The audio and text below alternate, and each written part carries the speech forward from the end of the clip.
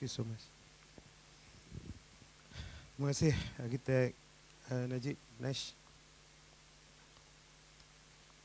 Very well delivered opening. Bismillahirrahmanirrahim. Assalamualaikum warahmatullahi. Salam sejahtera. Salam Malaysia Madani. Salam kemerdekaan. Datuk Arkitek Zuhairi, Tuan Haji Muda, ladies, gentlemen, esteemed colleagues and fellow architects. Today we gather here not just as professionals who shape the skyline of our cities, but as stewards of history, culture, and identity. As architects, we have the incredible opportunity and responsibility to preserve the narrative embedded within our architectural heritage. It is this responsibility that brings us together for the PAM Architectural Heritage Conservation course, which is a pivotal initiative designed to empower you in navigating the nuances of conservation in Malaysia. The main objective of this course is clear: to expose PAM members to the vital concepts, rules, and regulations surrounding architectural heritage conservation. In a world where modernization often overshadows tradition, we must remain vigilant, guardians of our built heritage, ensuring that our architectural past not only survive but thrive alongside contemporary advancements. The essence of our work transcends bricks and mortar.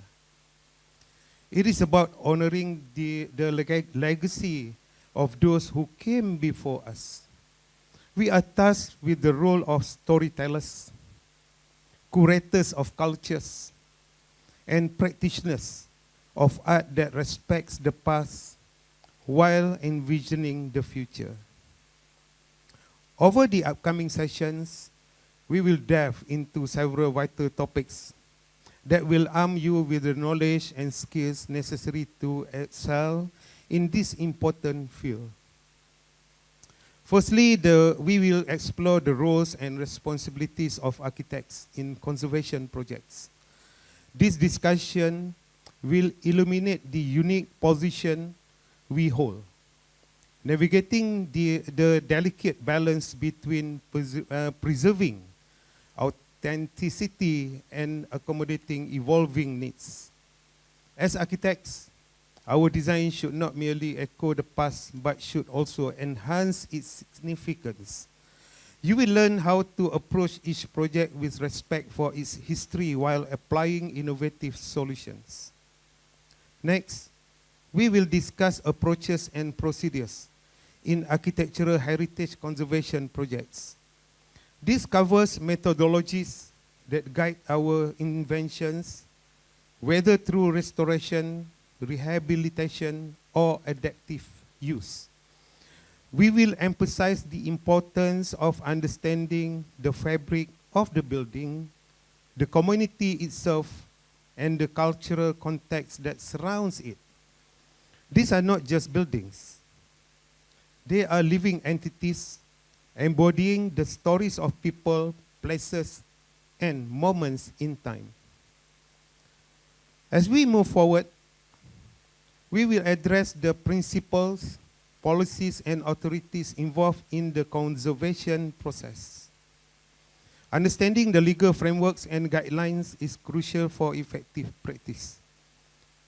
We will familiarize ourselves with the institutions that govern conservation efforts, ensuring that we align our objective with national standards and local regulations.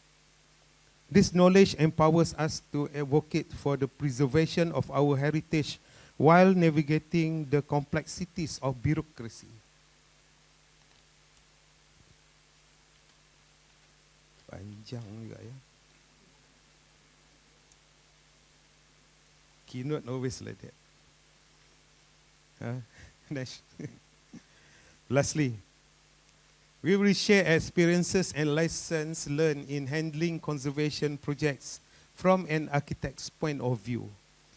Stories hold the power to inspire and inform, and I encourage each one of you to contribute your own narrative towards this cause, reflecting on the past projects, but successes and challenges, both successes and challenges will enrich our understanding and cultivate a collective wisdom that will guide us in our future endeavors.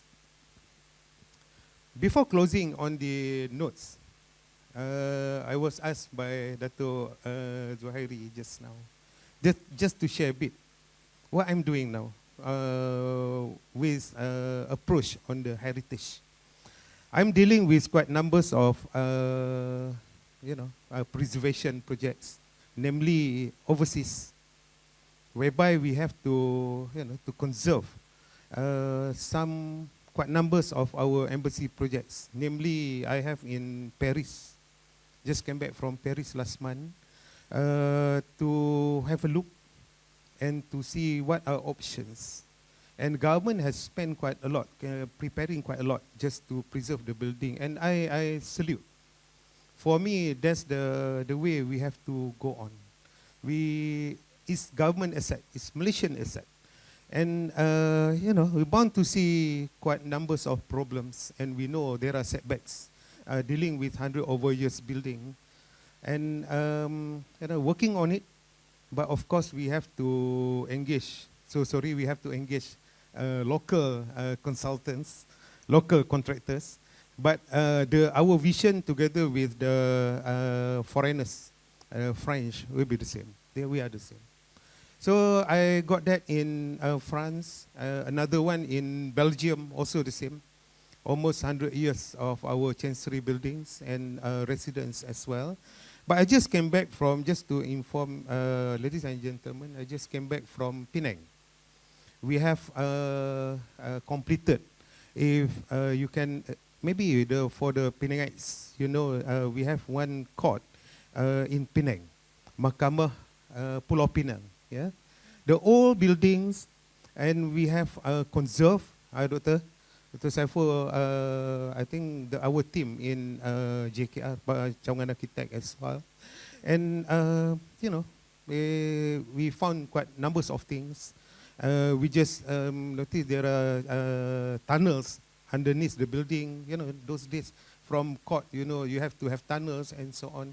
And we discovered after taking out the plaster ceiling, there is a very nice dome, Those are the things that we need to preserve. It's our next generation, sort of, for them to appreciate. And just to give some example on how we want to go through on this preservation and on the heritage, Tuan Haji here, we need to go that. And myself also, I think I like to do something like the old sort of our old architecture. Yeah? That's one of my passion as well. Yeah? Right? Okay. In closing, I urge you to embrace this journey with an open heart and a curious mind. The work we do in architectural heritage conservation is not merely a professional obligation. It is a calling to honor our heritage and shape our communities. As architects, we are the custodians of our cultural identity. Let us rise to this challenge, inspire one another, and cultivate a deeper appreciation for the stories of our building style. Together we can make a difference, ensuring that future generations inherit not only structures but the rich tapestry of history they represent. Thank you for your time, your passion, and your unwavering commitment to the art and science of architecture. Together we can create a legacy of preservation that honors our past and inspires our future. Thank you so much. Assalamualaikum warahmatullah. Stay on stage, Dato'. Token of appreciation. Okay. And we would like to give a token of appreciation to our guests, dua orang of honor. So with that, besides Dato' Azman, I would like to invite our other guest of honor, Tuan Haji Muda bin Bahadin, accompanied by Architect Daniel Chu, our Deputy Chairman, and of course, Yang Berbagi Dato' Architect Haji Zuhairi, to come on stage to present some souvenirs from PAM for our guests of honor. Dipersilakan. Boleh. And then after that, we will have a video from our sponsors.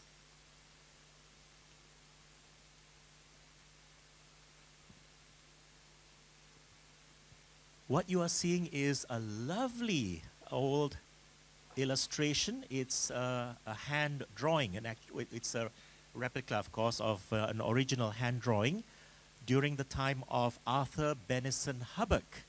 And it was done around the year 1907 or 1908. Okay. And the original is right here in PAM building for safekeeping. And we also have some publications, books from PAM for our guests of honor. Okay. Seterusnya pada Tuan Haji Muda.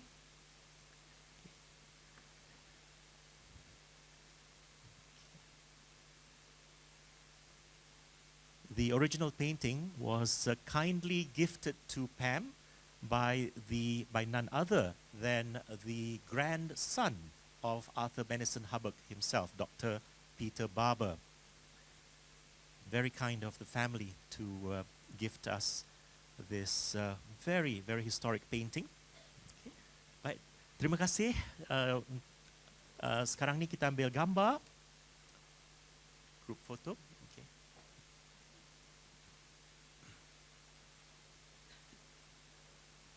Boleh juga. Okay, yes, actually it wasn't mentioned here, but we would like to also call all the speakers to come up stage to take a photo together, ya. Dipersilakan, Architect Jun Eng, are you here? Ada tadi kan? Yeah, she was here, Architect Jun Eng, and also Mr. Ong. Oh yes, because you're now wearing the, ini dah tak nampak tadi baju putih. So I was looking for someone baju putih tadi. Yeah. Yeah. Yes, of course. Datin dipersilakan juga as the convener. Datin Nurhayati and as vice president. Okay. Naik.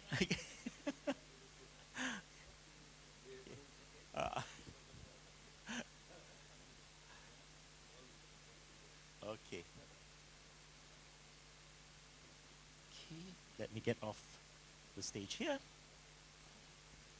Yeah.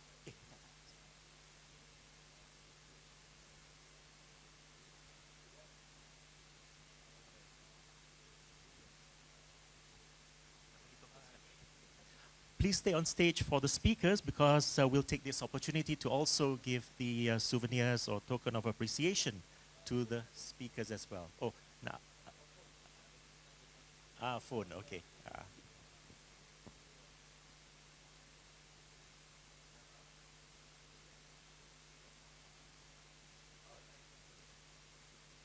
Okay, so we will continue with giving the token of appreciation for the speakers as well, beginning with the first speaker, Architect Stephen Tang, Vice President bagi.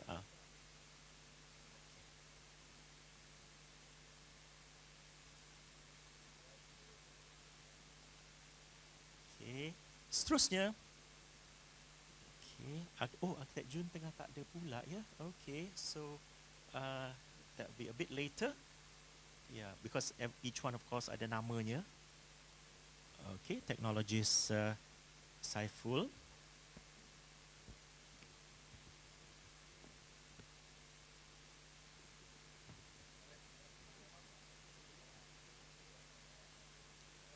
And and that is technologist Saiful Fazli Ramli, and our fourth speaker, Mr. Ong Siu Wei.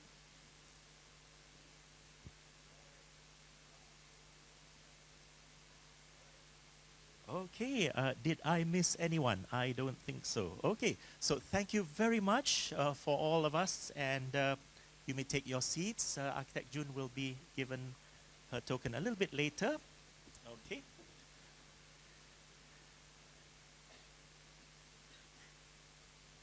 Architect Rida and myself, we were from the same school, so kita dah memang biasa lah with each other. Okay, we will video. Okay, convener. Oh, sijil untuk convener. Yeah. Oh, okay. Okay. Okay, there's also a certificate that we'd like to present to the convener of today's seminar, and that is for Assistant Professor Datin Dr. Nur Hayati Hashim. So dipersilakan siapa yang nak bagi? Datuk. Oh, Datuk juga bagi. Oh, Datuk. Datuk boleh tolong okay. Datuk yang mana nak bagi? Datuk. Okay. Untuk bagikan sijil penghargaan kepada convener kita.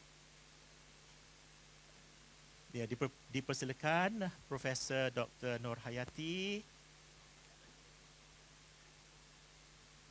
Ini nak bersalam bolehlah suami isteri.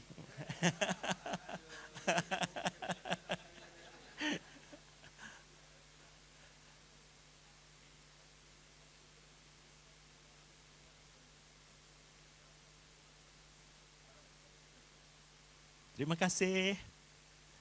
Baiklah, sekarang kita ya. Okay. Jun, you're here now. Okay, wonderful. Datuk, silakan ni berada di pentas sebentar. So we'd like to invite Architect Jun Eng to come up stage to receive our token of appreciation and souvenirs.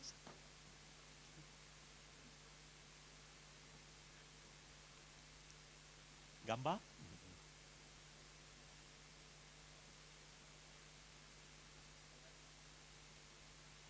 Baiklah, syukur kita sudah habis bahagian yang pertama, cuma ada video pendek untuk pengiktirafan dari sponsor kita, ya.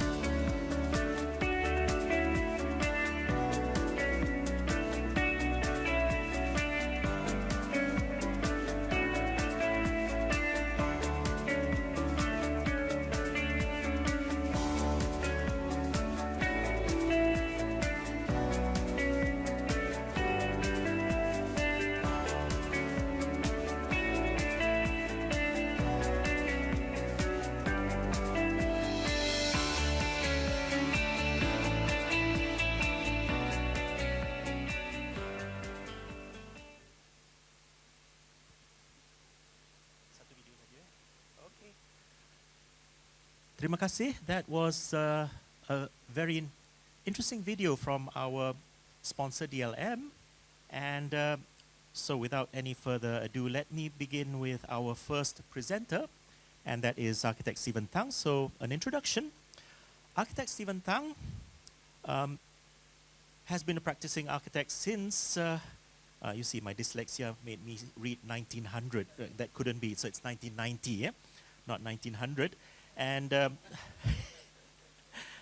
so I really have to read carefully, or I'll read funny things. And Stephen is a director of NVT Architects Sendirian Berhad in KL, and has been a council member of Pertubuhan Architect Malaysia for many years. Also a member of CIDB, CIS7, Q Classic Review Committee. And Architect Stephen Tang was trained as a conservator at Balai Konservasi Borobudur, Indonesia. Saged ngomong Jawa juga?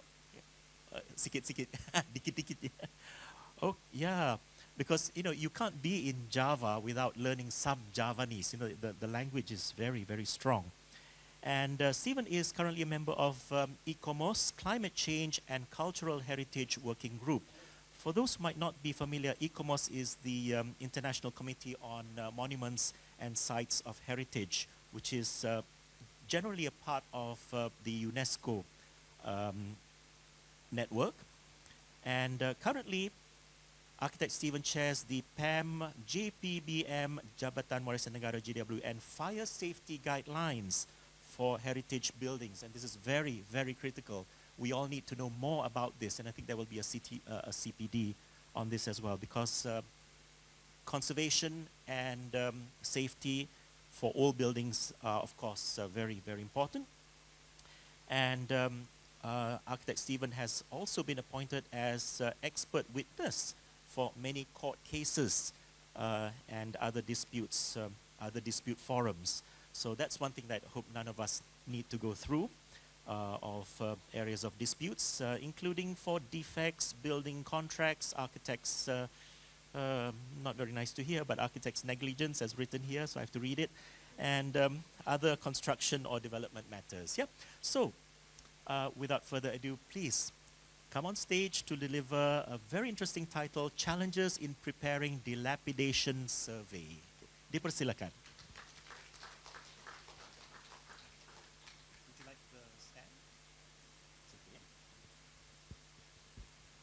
Good morning. Yeah, thanks, Naj. I have 1 hour to deliver or talk on something of a dilapidation survey. It's a very big topic, very detailed. 1 hour doesn't justify. I will run through only just to give the gist of it so that you will understand more. At least the guideline on how to, and then I'll show you some examples that you will understand the degree or the details that's necessary to complete dilapidation report or survey. So the words here is dilapidation survey or dilapidation report. So what's the difference? Technically, for me, there's no difference. A survey is not only just to do a building, but a survey also consider part and parcel of a report where you have drawings, sketches, and also some words or notes to accompany so that you tell the whole story of the building or the site. So either words comes out, it means about the same thing. So you don't have to worry which is which. So it's only when you come into the detail of the scope of work, then you will realize which one you will do. So just telling you survey or report doesn't tell a lot, but it's look at the scope of work that's necessary for you to do. So you have dilapidation report, dilapidation survey, and a measure drawings, a condition survey. So these are 4 used loosely in our conservation context. So condition survey is also, but having said that, this is also true for our everyday dilapidation report, which we do. Some of architects do that, especially in transactions. So, but the basically it's quite the same, the footprint is about the same, except the historical part, the conservation part has a little bit more input, more detail, and you need to be more, what I call that, you should know more on the conservation methodologies and the threats, then you go into it. Now, just a little bit of myself, I was trained as a conservator or physical, and actually that propelled me to do a lot of building investigation and building inspection. Because by due training as a conservator, physically, you will understand material, you understand the threat to buildings, what kind of threats. So that applies to modern building when you see what's happening, the defects, effervescence, for example. You understand why it's happening, why is it sinking. This is all part and parcel of conservation study as well. Water flows underground, which is why the Chandi or buildings sing it a bit. So you understand all these things. So that applies to our modern day. For example, the recent collapse of the tunnel in Masjid India there.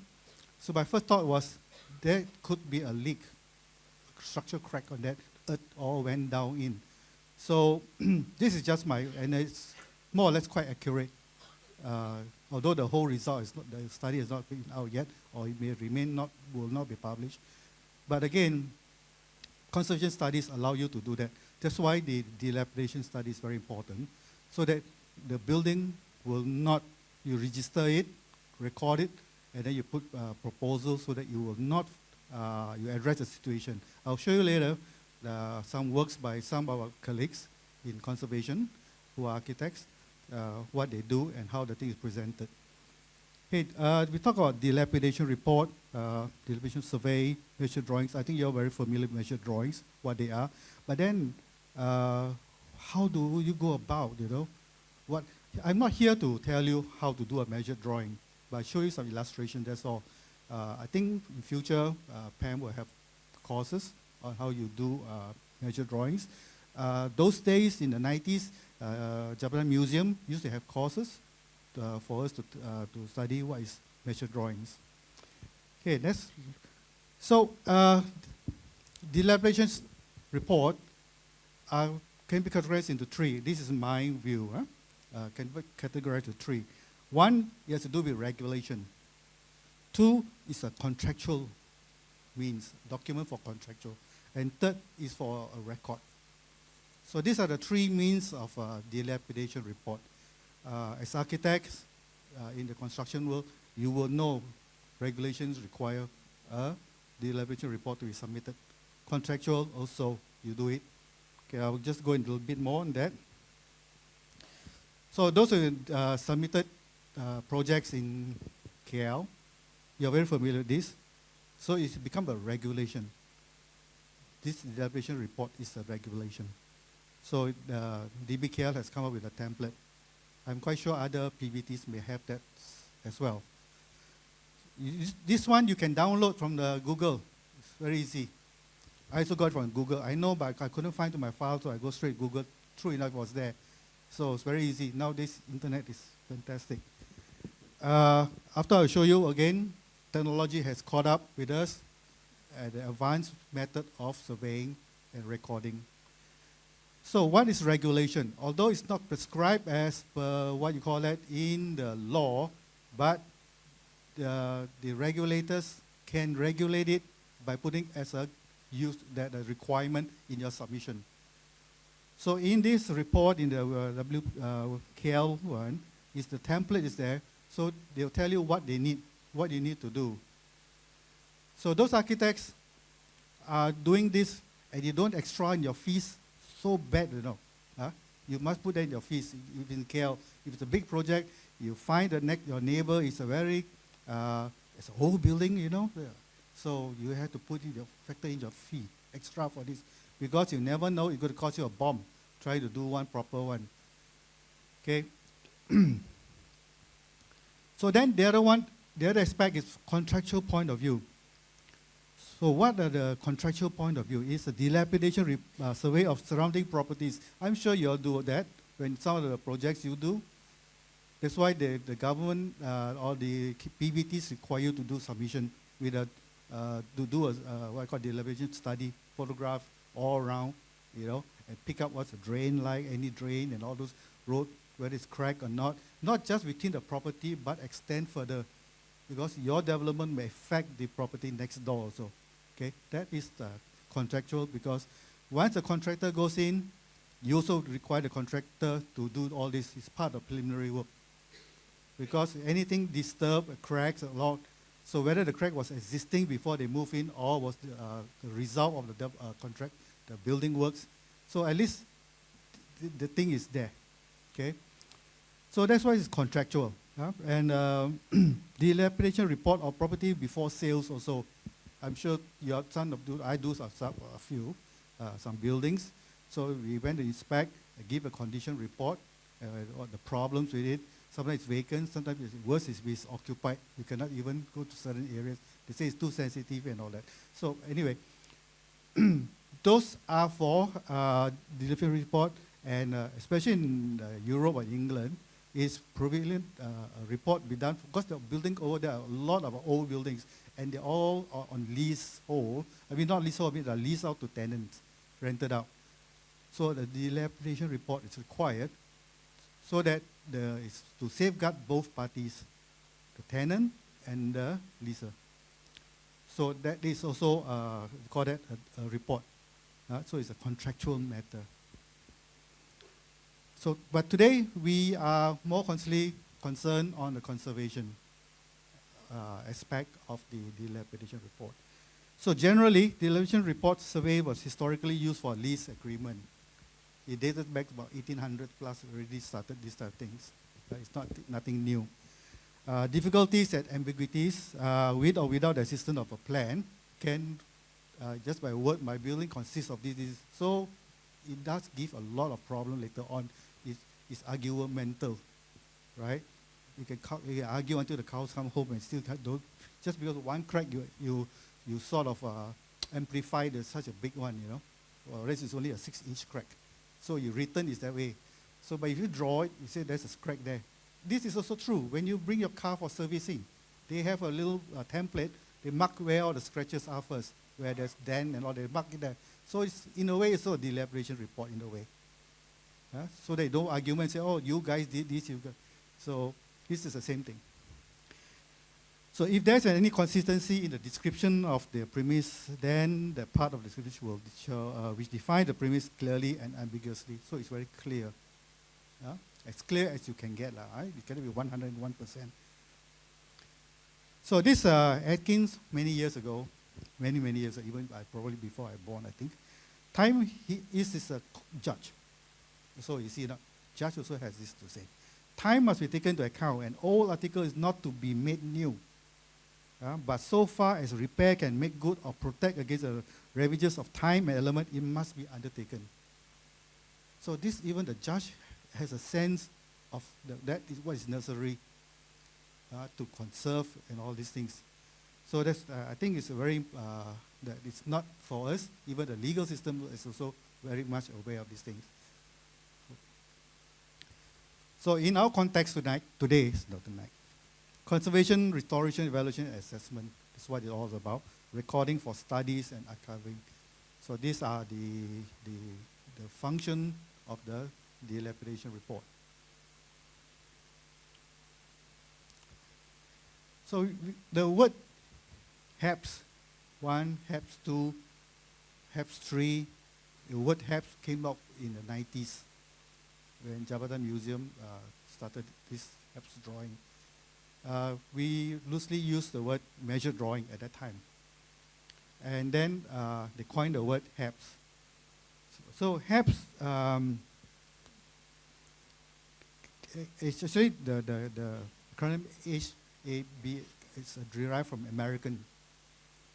Go Google it, it's an American word. It was a historical American building conservation. So we adopted it, we changed historical architectural. So the word HAPS is it. So as it progressed on, then we got 3 stages of it already, because we learned from it that the original one, what happened during implementation, during conservation work, and what happened towards the end. So the building may change towards the end.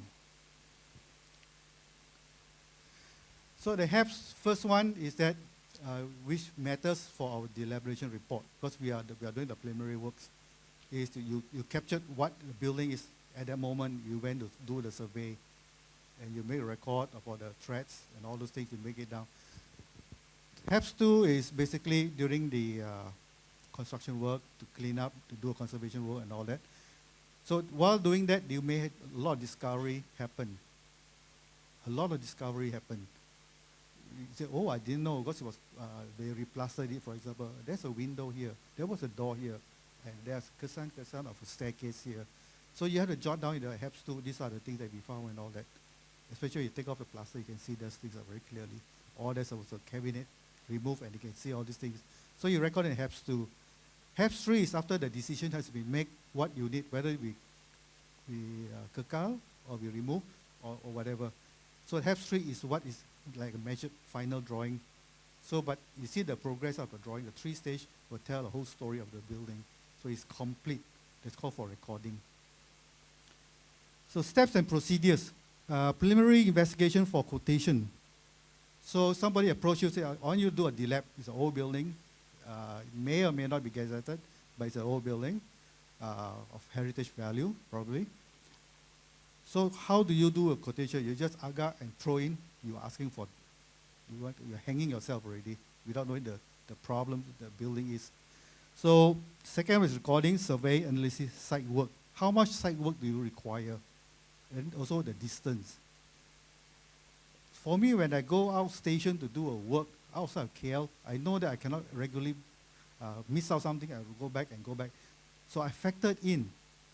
I bring in 2, 3 cameras as well. You know, in case one fail, I still got another camera backup. So I do not want to go there and then find myself, then use my phone to take photograph already, which the resolution could be, you know, questionable. Cameras has quite good resolution because you come back, you want to zoom in, you know, to study and all that. So this data taking are very important. Invest in a good camera and all those. And so you need to know the site. First of all, how big, how dangerous. Then after that, you come back, all the data, bring it back. Then you do some desktop analysis again, and also research, go to archive, for example, to get photograph of how any post nearby to see what original form was. That could be included into your report. So then it's a preparation of report. You will probably by then have a template or work out the outline how your report will be, you know, preliminaries, introduction, and all those things, which I'll show you later. And then after that, the implementation update record, that's optional. That's, you may be hired again for the continuity of this updating the report during the implementation time until the finality of it. So you may have that appointed to do all those also. So preliminaries and pre-contract stage. I use the word pre-contract. I think most of you are more familiar with contract. Myself I'm heavily into contract nowadays. So determine historical significance. By the way, I was talking to Ichi just now that our JKR form of contract or the PAM form of contract, PAM form not so bad. JKR form is inadequate to do conservation work. Their contract is specifically designed for new works. So it's not designed for old works because conservation works time can be very long. Simply, you cannot put 9 months. There's only wishful thinking, something 9 months or finish faster. Because there's going to be a lot of discovery, as I say. You take out the plaster, then you say this. So then you go back, because it's a government, there's a protocol you have to observe. You go back to the committee to make a decision, what are you going to do? So meanwhile, the contractor is on site there, idling. So in our normal day-to-day contract, they can claim for idling. So our contract for government, we have a protocol, it's very fixed, 20% extra maybe. So what if we burst? I have project that done this and we stop halfway because then we just do the necessary because we burst the budget already, the contract value. So that the state government has to go and get more money for this project. So then it comes up second phase. So that's why the contract doesn't allow that. So what about EOTs and all those things have to be taken up? The rates and all those are very different. Because in modern contract, you can use equipment to do your job. But in conservation, you cannot. Majority of the time are manual works. Sanding, manual, everything. If it's modern, you can use all of modern equipment to do it very fast. But that is not the case for conservation work. So again, the contract should be. So I hope relevant authorities will look into that so that it's easier. So then you have to site property building inspection to familiarize those outstation. You try to use Google. Google Earth, Google Street to have at least give an idea of the things. But you need to go to the site and have a look at the building, even though it's a Tandok. So then you need to decide the property. If it's government, it's easy. But if it's a private, you need to know whether this guy is going to rent the building. So he's not the owner. So be careful with that.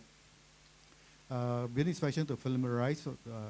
Then determine the accessibility, site clearing.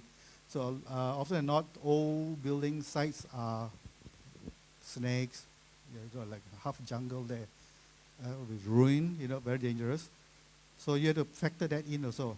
How accessible, how you're going to conduct your inspection and all that in detail. So then determine whether it's occupied or vacant. So if it's vacant, it's easier. If it's occupied, how are you going to deal with that? Do you need permission? So the owner has to give permission and all that. So material testing requirement. So whether there is a requirement or not to put into your survey. Because sometimes you don't see the wall, different type of wall finish, you don't see. So maybe you want to suggest some sort of testing so that you can then do it. Because your variation orders will change. You can't be plenty of variation orders. That's why one of the things that the contract must be crafted in a way to allow for all these things. Assessment of personnel and equipment required. So after valuing the site and all that, then you know what kind of equipment you need, whether you need scaffoldings or you need special to climb up or whatever equipment you need. Factor it out. Even if you want to hire a crane, you may want to do this as well. Or those, what I call that skylift also, factor that in. Then you provide a quotation. Don't worry about if it's overpriced, because somebody, poor chap, is going to come in very low, he's going to commit suicide going in there. Then he will use all kind of cheap way of getting the result. And those results are sometimes are not as good as they should be. So in the field work, as developing your report or gathering information for your report. So determine scope of work and the brief. What is the intention of the conservation, all that? Just this is for your briefing, your introduction part of your dilapidation report. Then sketch plan, elevation, details, the building plans are not available. So do a lot of work there, measurements and all those. Invest in good measurement. Now they have a laser with a camera in it. So you don't have to climb up there, from ceiling down, the laser. And during daytime, you can even shoot laser because you can use the camera to see that your, crosshair is at the direction to where it is to here. So there's a lot of equipment you can use. Make use of it. It costs you a little bit of money, but it ease a lot of things, and very fast you can do it. So sketch out all of that practical. So you imagine yourself when you go there and do, like you're preparing the drawings. If you pass everything to your staff may not be able to do it, but you imagine that you are drawing it. So imagine yourself you're drawing it, then you will know what details, what dimensions you need to complete the drawings. So you sketch all those down. And then, so the measurement is very important to complete your drawing. The inspection of least material, except those you cannot see. You're not going in there for a destructive type of test. So you just visually, if you hand and feel, it's what I call that lime plaster, something cement plaster, but sometimes you cannot tell the difference until you go in and work, then you see the difference. Because maybe there's an old coat of paint that you can't really see. But you're not there. You may bring some sandpaper to go slightly test it out and see what it is. But the extent you might not know. Again, that comes into the contract. You never know, see. Then photograph, including aerial and drone, if you can. Some area are very sensitive, they don't allow drone. Drone, as I understand now, you need to apply. And you allow 3 weeks to a month to apply for the permit. And sometimes those are sensitive areas, they don't even say allow you. There's two departments you have to satisfy. One is survey department for the first approval. Then you go to, I think, CAM to get approval. Now, survey department may give you they give the permit, but CAM will reject, which has occurred to me already. He said, terlalu dekat istana, tak boleh. It's out of the range, so you cannot. So really, I cannot do it, you know. And then certain areas, the one is so fast, I have to just go early in the morning, quickly do, half an hour, quickly do it. Everything survey first, before somebody notice or they wake up, you know. So you quickly do it.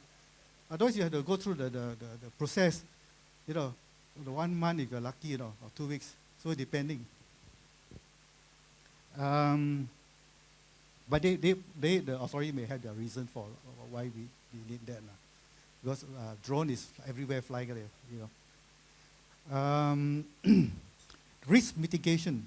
What is risk mitigation in this respect, in preparing? So you have to, first, going to the site, you have to assess your own risk going there, injuries, and think of whether the wall will collapse, you know, while you're doing that. And also, you probably put a sum in for site clearing so that you can do a better survey. But then what happened that you remove and the contractor clean up and the particular roots is holding the wall, for example, you chop it off and then the whole wall comes down, you know. So these are the risks you have to factor in when you're doing your work. And also risk mitigation may also be appeared in your dilapidation report. In your final report, you may put that in as well. So gathering sufficient data to commence measured drawing. So once we order, you start drawing, go back and start drawing the preparation of your report. So HAPS drawings, as here I explained earlier, established by Jalan Museum in the 90s. This is what I remember. Because I was involved in this in the early 90s already. So I more or less understand how it comes from. HAPS is a historical architectural building survey. This is the American. You can Google it. Plenty of information there you can download. They have prepared a lot of document there. What it is and all those things. I used to use that to help me. So for your information, you can it's ready, free, available. So there are 3 stages, like I said earlier: measure drawings for condition as found. 2, measure drawing on discovery during implementation stage, and 3rd one, the measure drawing on final outcome after restoration or conservation work. That's why the 3 stages of work. Makes sense, right? So develop a systematic procedure. Site work, hard and soft landscape. Sometimes not just building, it may also the surrounding. So you may want to employ, besides you yourself, arborists to help you out. Because whether they want to do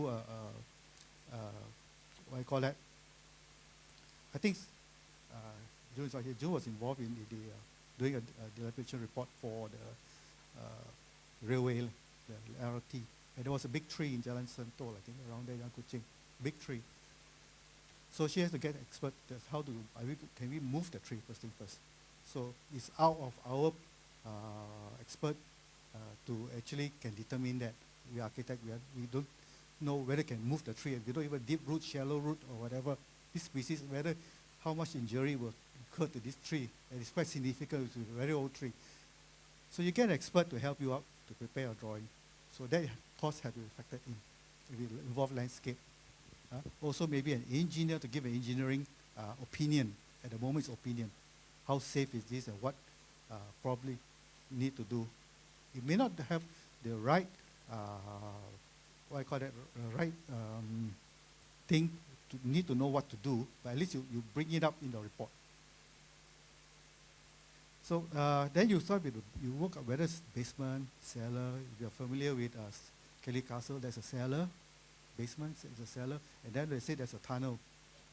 So how do you do a tunnel and all these things? But they leave it aside because luckily that is under government. If it's private, then they say, tutup, we want to find out. So then about the interior, the exterior, the roof, the garage outside, the drainage systems. We have done a few. When the implementation, we found a whole new drainage with buried. Old drainage. So that says something. So we want to map it out. In fact, there's a case in Hungary, I think, many years ago. Development was doing a shop lot, and they do excavation for foundation. Then they found like a whole ruins was down there. So the government put a stop work on that for I think 6 to 12 months. So archaeologists and historians come straight down there and do their work. They allow them 6 months to a year to do all the work. So after they capture all the data that's necessary, they close it back again and then they build a new structure over it. See? So it's a decision that the shareholders had to make, whether to keep. But then at stake is who's going to, the developer will lose money already straight away. If you say, no, kekalkan, who's going to pay that? So you have to do all those. Now things are more easier. We have, I think, Gedong Abdullah also we did. We didn't know in front of Gedong Abdullah, very nice lawn, There's a lot of foundation under there, brick foundation. After we did some, in our contract, I allowed for I think 20 pits, archaeological pits allowed. In fact, I always put in my contract conservation work, I always allow about 20 pits if there is ground around it. And it pays me because the 20 pits found, there is other things that we found. So the Jalan Museum, Selangor at the time, so they did, they put the archaeologists to do the recording of everything. After finish, then we suggest what's the best way, because we thought we were exposing. We thought if we expose too much, then the brick will crumble. Suddenly exposed to air, So we thought the best way is just to cover it back again with a recording. So that's recorded. Okay. So that's about the roof and all those things. So this is what I mean. You're going to do this major drawing, site survey. These things will come in. This is just an example. Some people are worse. Your snakes and all this, even drug addicts, you can see all those needles and all those things. So it's very hazardous, biohazard and others. So how are you going to clean? Without cleaning up this, you you cannot do your survey. That means 30-40% is agak-agak. No? So then you go agak-agak, contract tell you if any deviation, you pay. So then the government say, tak ada, peruntukan itu saja. So you are caught in that situation. So during a survey, you will find all these things, such as you have to record down. Anai. So, but this is quite a big building. You see kesan-kesan anai already straight away. So how are you going to do it? Is it just strictly at this point, or the whole building? You will have to do it. You have to come up, just go and trace around to see any tubes, mud tubes. They will tell signs. But you don't have to go and scrape everywhere. That's not your job. You just do survey. But if there's sign, you just tell in your report that it's signed. So that we know that the whole building is infested with this already. So there's a special, the contractor will know how to price it in. A competent contractor, that is. So roof is one of the biggest thing. How you want to measure the roof? If there's no drawing for you, the slope, what tiles, how many tiles, conditions of it, how are you going to do? Firstly, of course, you use a drone, it's the easiest. So then you see the old tiles. So you need to determine in your floor plan how much of old tiles need to be kept and those that can be removed. But you are recording it only your conclusion you will say it. Recording, you just record what you see.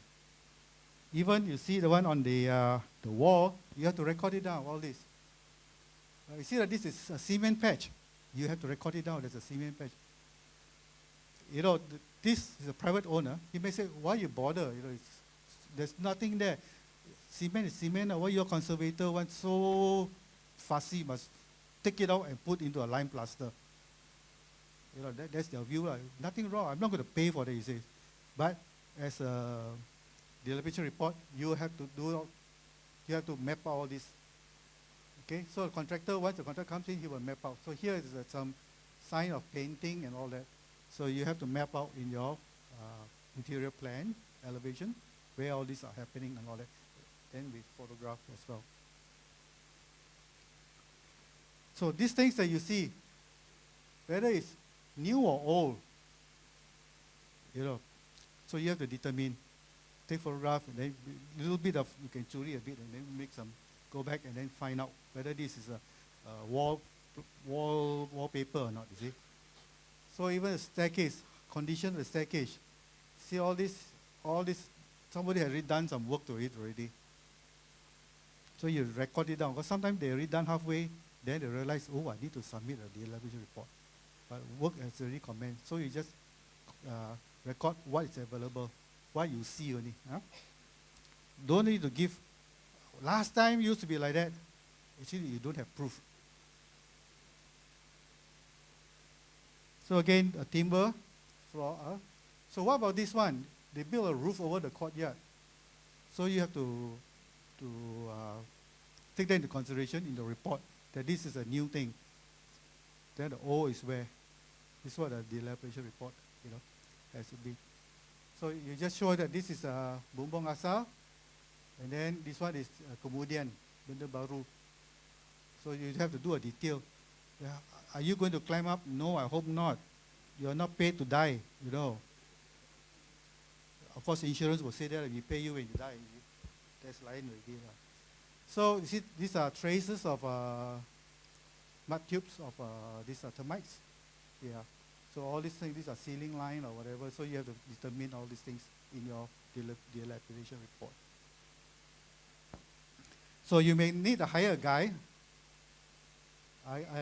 You can hire them, I think. I don't know, but my friends managed to get them. They are very light, thin buggers, not like me.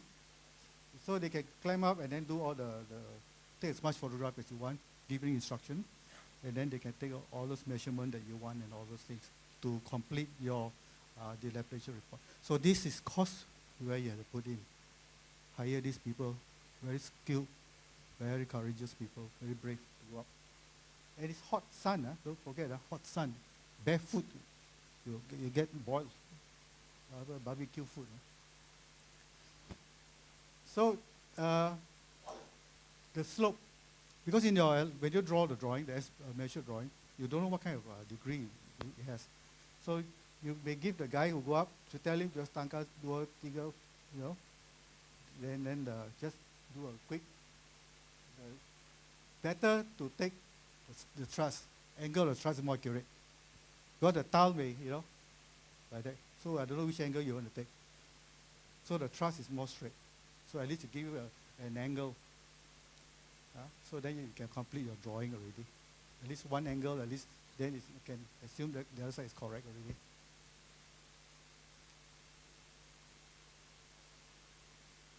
So brakes.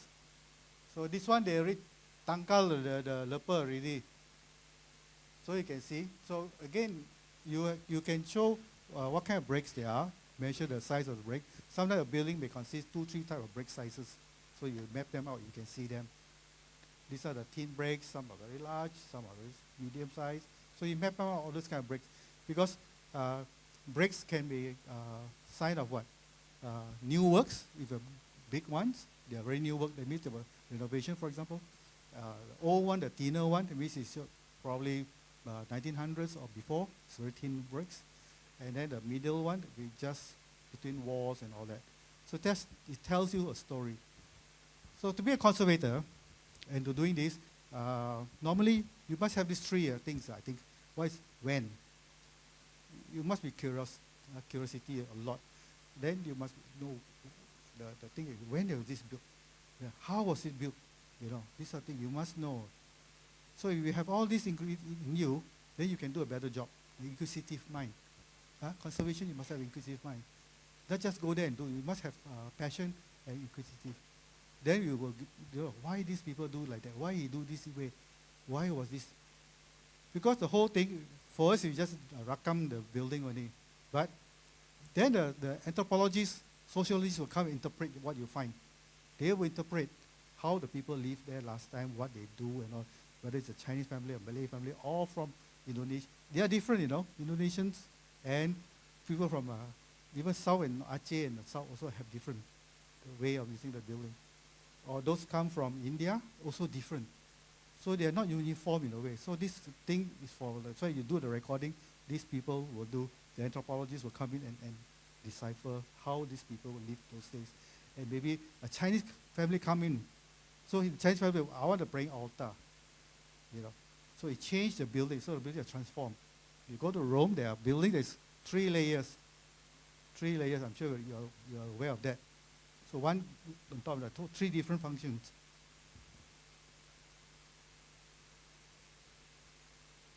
So you have to have the map out.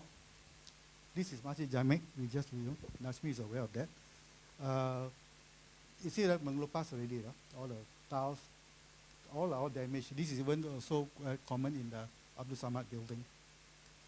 So you have to map out all this in your plan, where all this, because this was significant cost. So a decision had to be made after your report by the stakeholders, whether to replace them or leave it or just treat it for temporary until such time we have provisions or budget to do it. So that's all depend on your report what it says. So this can be very extensive. So you use aerial drone to help assist you to do your dilapidation study. So this is Masjid Jamek. We use a drone. This is a very sensitive area in KL. So it's, because it's Masjid Jamek, we can get permit to fly. So very honored to, happy to do that. So it just goes to illustrate that we can see all those, even plant growth and all those things. You can even zoom in to study it better, to give a more concrete sort of evaluation. This is a building in Batu Gajah, I think 1916. I think, how you have heard of it? So this was the preliminary inspection that we did. I just run a drone through it just to see the condition of the tiles. And also those roof eaves, I got images, but I don't think I will show everything. Too long-winded. So this image is not clear, but the original image is very clear. You can study all these problems. So you can put in the report. So when it tendered out, these things are put into the tender documentation. So at least the price is more accurate. That he needs to do what is necessary to this roof. Because we're not going to change the whole thing, You see this one? You're not going to change it. Just menggantikan, and also just to, because over the years I still have moved and all that, rain and all that. So to make it good again, the conditions, clay tiles is, one thing good about clay tiles is that it can last very long. Sand cement old tiles are hopeless. They get rough at the top, and there's already breach already, so it will crack very soon. So this is a site. The building concern is here. The whole site is here, up to here. So I took a photograph so we can do a study of the existing vegetation. And then we will look at the old photograph where possible. Then we try to compare. Just like Masjid Jamek, also we compare the old photograph. There are a lot of palm trees. So there are new palm trees now. Still, there are some old ones we retain. But they've got artificial palm trees also now in Masjid Jamek. So I'm not sure where we are leading in that direction. So here you can see, so from there you can do an evaluation already. So at least I go back home. I don't have to go back to Batu Gajah. Nothing there, Satu hari sudah cukup, I think. But I think they are trying to make it more interesting. Most town cities. Batu Gajah has a very interesting street called Jalan Cangkat. There the hospital is. You haven't been there? Go there. You can see the old buildings. You thought in Kerma Highland like Victorian building. They got there. Okay, so drone is a new invention. It's a very useful tool for us. Save time and money as well. You invest in a drone, then you small drone will do, so you don't need to be licensed to fly. Anything above, I think 350 grams, you need to get a license. So get a small one will do, just enough for a pocket. You go. Or you get a big one, you would hire somebody with license, pay him off, After no point you buy a big one and put in your house. Then how to explain to your wife? So another investment we do is thermal camera. Most of you have heard of thermal camera. These images are from Masjid Jamek. So pictures on the left, it shows the temperature of this area. So this is what you see in naked eye. We know there's something, but we don't know what to extend. So we have thermal camera, it's a picture in picture, shows this is hot. Hot, it says it's not burning hot, but it's warm. Somehow it generates the heat of sun. But this part is already cooled by water. So you give a temperature, you see here, cool and hot. You give a temperature. Different It's very little. But it does show you the amount of water that is here. So the water is here. So this is a picture. So in your report, you can tell like that. So then the contract goes out. They know where the problems are. Straight away they address, rather than going to determine where the problem are. Wasted 3 days. So this one, straight away they know, they go and address. So either that or they say, cheaper than I redo the whole thing. So they have tangkal already, the leper at the bottom those days. So it's still got water. Don't know where the water is coming from. So it's your job later to find out where the water is coming from, the source of the water. Yeah? Always want to know where the source of the water. So this interior, we know there's this here things that's staining on the wall. So this camera tells us that this part is the one is the worst. The water is all here. So the water from here may have merebak to here, this part. And you see here.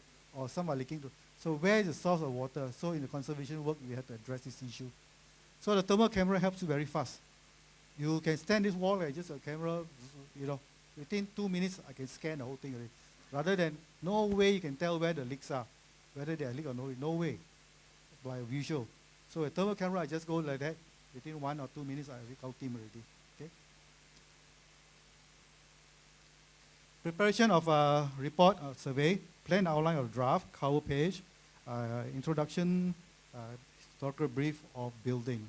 So I'm sure you can go archive, or go Google the name, or you can go to National Archive to get some information, or you Google it, or from the owner himself. Some owner may have. Right now I'm dealing with one, he said, I don't know. I only got an old photo to show. So I did look at the photograph, I look at the car, this 1950s car. So there's nothing more, go backwards further, we don't know how exact when it was. So we just leave it at that this building was, so you just estimate, that's all. But qualify yourself by saying so. You don't want to say, this building was built in 1910. Based on what? Cannot say that. So you just put an estimate by virtue of this kind of construction, maybe 1910s, 20s era. You can do that. So introduction, historical brief of building, purpose, scope of the report, site plan, location plan, building plan, and so forth. It's typically of what you do. I got 15 minutes. I got another 100 slides. Okay, this is an example of those days we used to do a simple measure drawing. We don't know, we just color black. It's solid. You say it's just solid. So in Borobudur, what we did is we recorded ball. Biopsies, you go in your body, you want to know a piece of what's inside. So we do a drill hole inside to find out what is inside as a drill. Small hole, about maximum 25 mm. Then it come out. Also, sometimes we put in data loggers inside.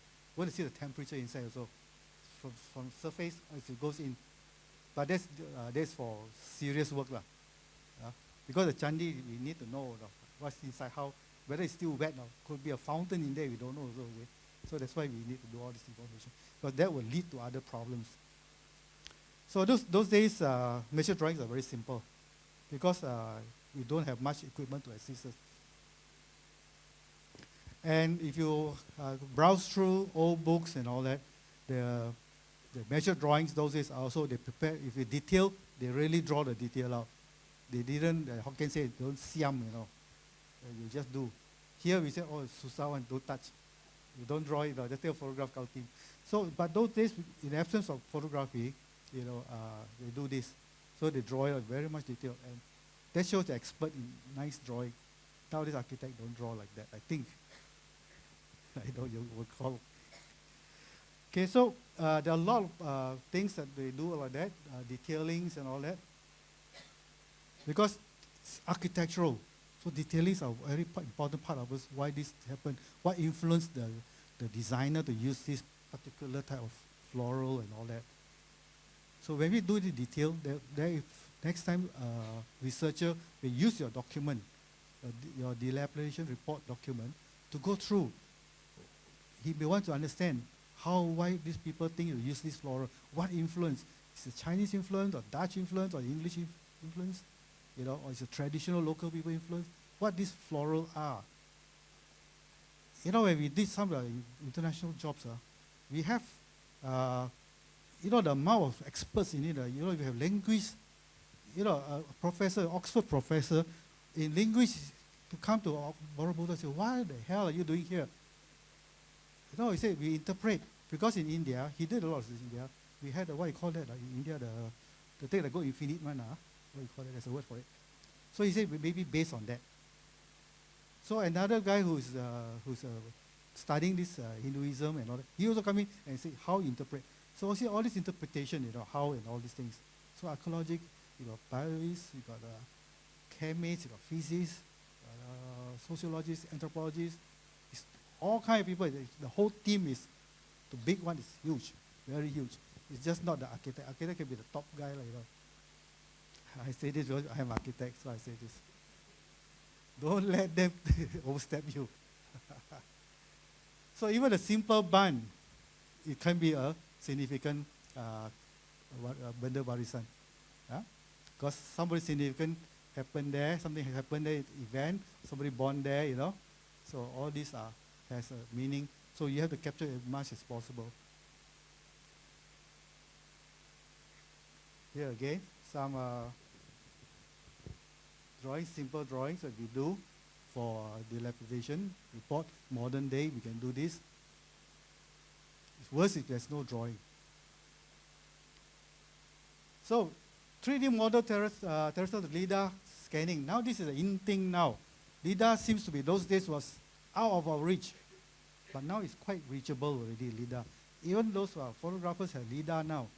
So it's with the LIDAR, add on to your camera, the focusing is, 0.1 mm.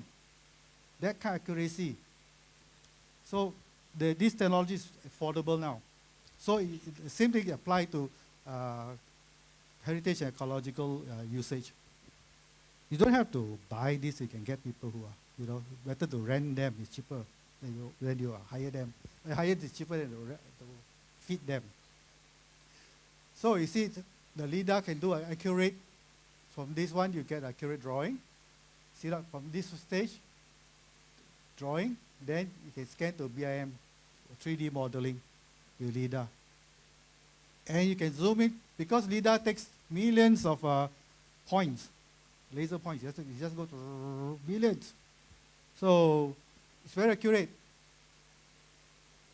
Yeah, so this one, you can the distance are all there. Excellent. I don't have to go and climb, Even at 70 years old, you still can do. So that's the technology, that's the beauty of technology. You have to pay a bit more, but I think this technology will come cheaper and cheaper and cheaper. Just as this, photogrammetry elevation studies. So this is the building, 3D modeling after that you do. You just feed all the information into the apps that comes with it, or the program that comes with it. It's self-generating. So you have this already to study. You won't have to go and measure. How are you going to measure all this without a drawing? I'm just illustrating a modern building. What if the old building? There's no more, the flowery and all this. There's now the detailing. How long all that? Okay. Okay, even do this. I got it from Google. Very easy. Go Google find. Google's everything lah. So this is a good study of stone. Can you imagine trying to measure drawing them, stone by stone? They used to do that, but they got 2 years to do that. And labor was cheap, maybe slave, So this, thanks to June for giving me permission to use some of her work. So I show off her work. So this is it's quite self-explanatory photograph. Now even you have a lot of software, like Photoshop and all that. You can take a straight level, then you stretch and edit it. So in that software you can put in grids, determine the grids, and then you just follow the grids. So that it becomes like scale already, more or less. Of course there are some difference, but it's quite accurate it is. But it saves you a lot of time. So this is a detail of a photographic elevation. This is a drawing, and earlier we say defects mapping or material mapping, if you can see. Okay, I think I got 5 minutes. Raza, I'm going to shout at me already. Okay, floor plan. So restoration, human intervention work. Okay. Just give you an idea what we are looking at. So partial scale elevation, open yard. See how much detail you go by portion, by portion, by portion, by portion. So don't give stay, I can finish in 2 weeks. Mampus, you don't.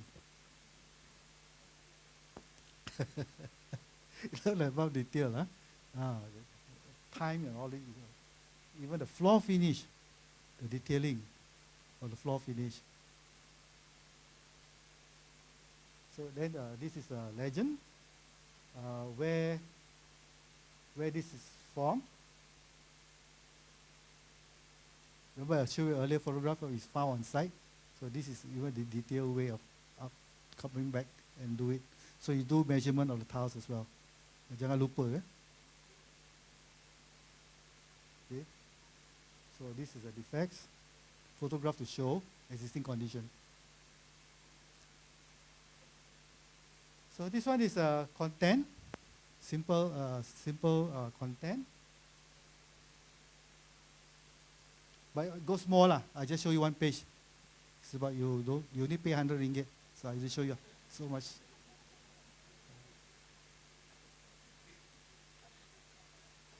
So this introduction, key conservation principles, brief history. So these are the kandungan. You have kandungan is only up to how much you can get information. But don't try to be lazy, work hard. That's why the word passion must come in.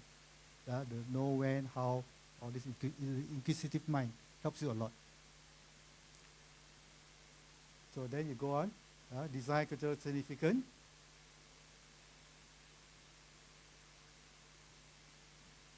Are we giving them the handout? The one I sent to? Oh, okay. Therefore, they can send you the handout. But I purposely make it very small. So you need a magnifying glass to read. 2 slides per page, so you imagine. But I just give you an idea, so as a reference. Oh, okay, 5 minutes. Good, just in time, don't worry.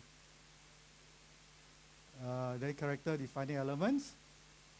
So you see this analytical process. It's quite a lot. That's why you go to site, it's outstation. You better make sure that you get all as much. Lebih pun tak apa, rather than not enough to come to a conclusion. So you can do your inside the roof also here, like that, to do the angle of the roof.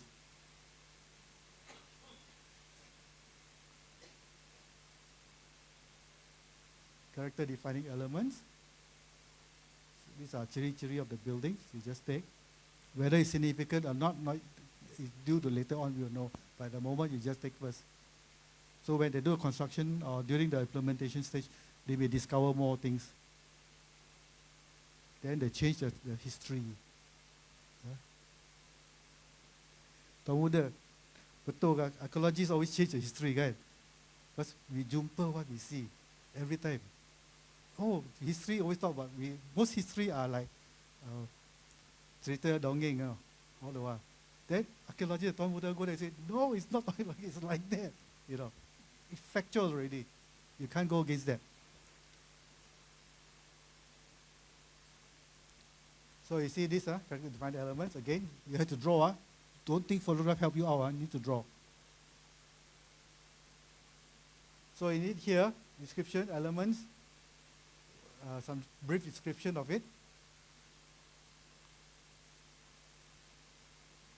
Go fast so you cannot catch in camera. Character defining element. Yeah, sampai dia focus, I switch. So here again the plan of where all these things. This is a roof, so corridor, what they are, and all these things. So you capture them. Modifications. So whether there's intervention, we call it the word intervention, during the life of this building. So you try to work out whether you can identify any intervention or suspicious that this probably different, it's a new addition. They try to replicate. Okay, this, if you all know, this building is a Batu Gajah Hospital. It's a very Victorian look building. There's a museum on the first floor.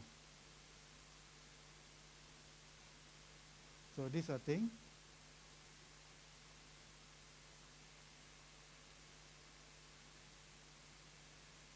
See, even underneath you have the crawl space. That's why I can't go with few baju, t-shirts, gloves, and all those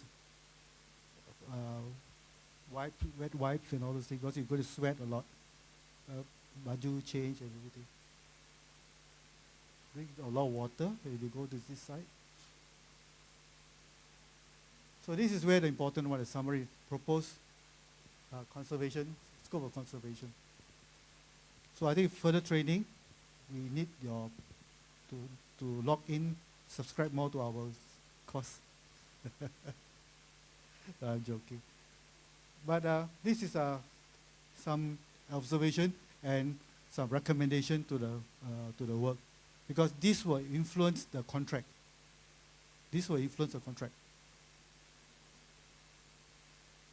Okay, so this is scope conservation work yang perlu dibuat, perlu dilakukan. So you're quite clear now. You can see now how the report goes. With these examples, it helps you. See all this, what need to do. Okay, that's it. I hope you are enlightened to what the elaboration report or survey entails. Okay, thank you. Back to you, Anaj. Thank you.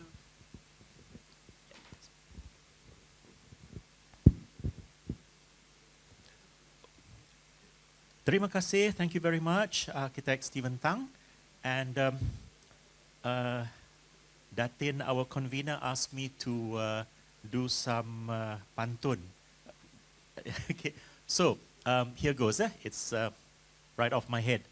And it has to do with something of what has been presented. Okay, let's try it out. Masuk bangunan lama untuk bertapa. Dibawa sekali bekalan tempe. Steven ada sebut HABS. Itu apa? Historic American Building Survey. Okay. Betul ya? Okay. Baiklah, sekarang kita sebelum kita sambung dengan pembentangan yang kedua, saya dimaklumkan yang kita dibenarkan 15 minit rehat untuk cuma 15 minit rehat untuk kalau nak ke tandas ataupun nak check messages ataupun telefon sebentar, dan kita kembali ke Dewan ini tepat pukul 11.05. Okey, 11.05 semua dah ada untuk pembentangan Arkitek Jun Eng. Okey. Terima kasih.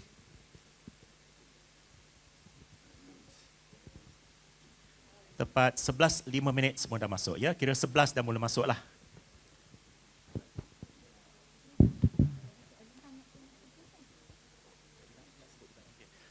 Dan sementara itu kita mengalu-alukan Dato' Azman has another function that he has to attend to, maybe message them to come in.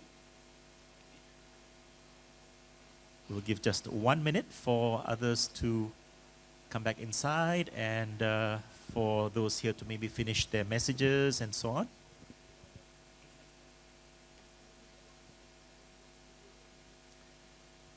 Our next presentation will be by none other than Architect Jun Eng.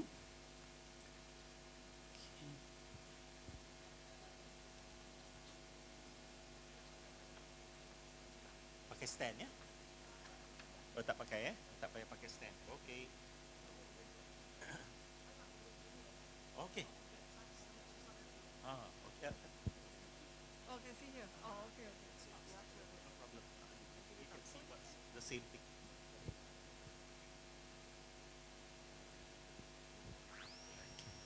Ada pointers. So this one pointer. That's the ini. So, ladies and gentlemen, please take your seats.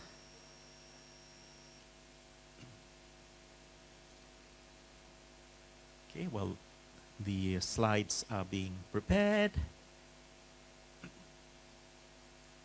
Finish off your messages and we will start. Yeah, okay. So, again, Assalamualaikum and still a very good morning. We shall now proceed with our second presentation, and that is by the topic preparation of conservation of the conservation management plan. And for this, we have none other than Datin Architect Jun Ng Hui Chin. A little bit of background. Datin Architect Jun was born in Georgetown, Penang, and completed her high school at the famous Methodist Girls' School, Penang. Then graduated with Bachelor of Architecture from the University of Oregon at Eugene. So kita sama-sama from US lah. Saya pun US juga. And she is a registered, of course, professional architect with Lembaga Architect Malaysia, and very interestingly, registered conservator, which not many architects are, conservator with the Department of National Heritage, and currently serving as a heritage expert in the Architectural and Landscape Committee of the National Heritage Council since 2016. So we've been in that together. And responsible for the assessment, evaluation, and recommendation of potential heritage sites in Malaysia to be gazetted. Yes, so note that heritage buildings and heritage sites in Malaysia, we have a gazetted list of them. And from time to time, buildings are brought into the list. So Datin Architect Jun is one of those who do the assessment for that. And Datin Architect Jun is also a pioneer consultant on heritage impact assessments, HIA studies, for infrastructure projects in Malaysia. And a majority of her HIA studies are national infrastructure projects and even UNESCO tentative list sites.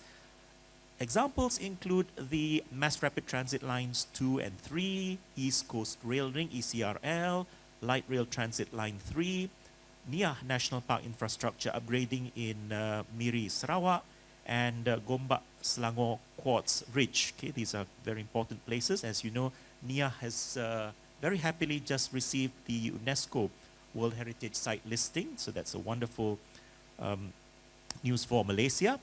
And besides HIA studies, Architect Jun Ng is also involved in Heritage Conservation Management Plans, CMP, and policy making for national heritage sites in KL, such as the former FMS Survey Office building, Old Kuala Lumpur Town Hall building, Sri Karkosa Sri Negara, and also the Forest Research Institute of Malaysia. So, without further ado, let us welcome Datin Architect Jun Ng to present preparation of conservation management plans.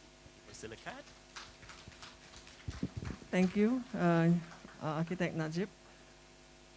Okay, a very good morning to everyone present, and most of all, I'd like to thank the PAM, the Heritage Department. Dr. Zo is not here, and the team. And also, we have a guest of honor today, our PJW, Tuan Muda, joining us today.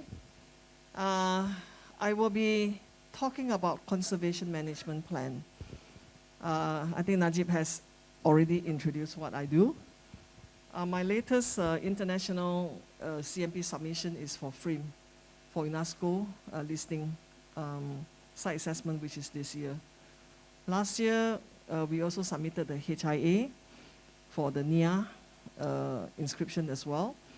Because when you submit for inscription, they like to know what is your future development, what you want to do the site. If I give you UNESCO site, what you want to do? Okay, they will curb. You cannot select I dapat UNESCO, I buat apa I suka. You have to follow the conservation management plan. Okay, conservation management plan is actually a management plan. For those who are familiar with ISO 9001, you will understand the framework.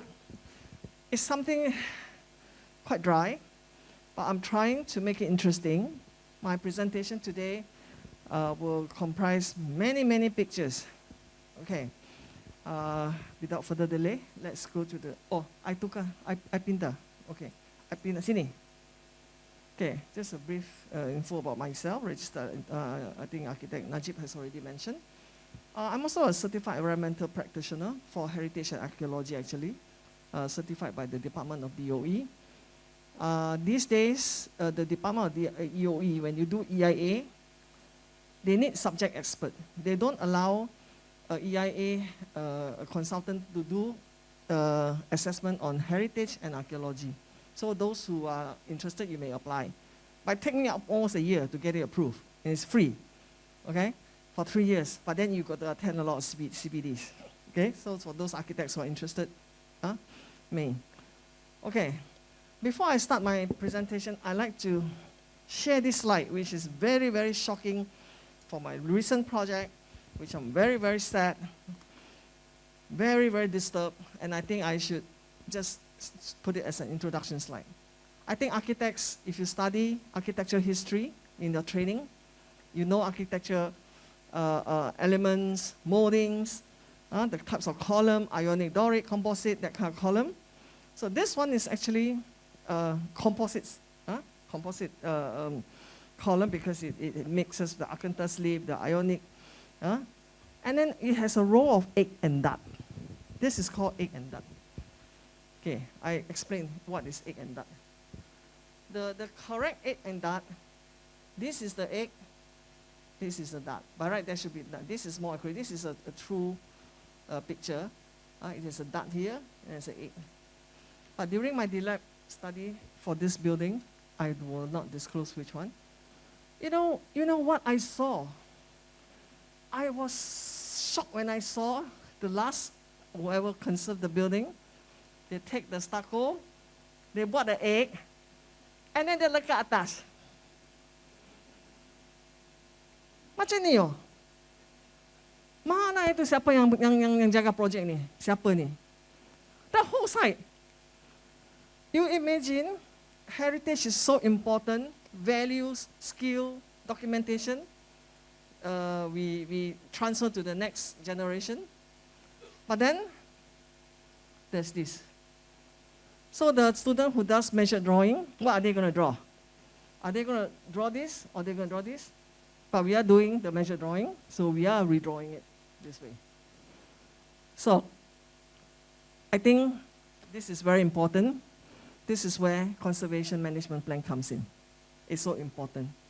Conservation management plan is not about the do's and don'ts. It's basically, you need to find the issues, and then you need to manage it, and then how to manage it, you have to go through policies. But before this, I want to do a CMP for a normal building, a modern structure building, and a heritage building. The level of understanding approach is different because heritage building, we look into significance, okay? World Heritage Site is OUV. So anyway, my presentation content today is overview, CMP, statutory process, understanding significance, issues in cultural heritage, what is management policies, implementation, and monitoring, okay? Okay. I think we all know okay, sorry, I go next one. So conservation management plan. What is the management plan actually?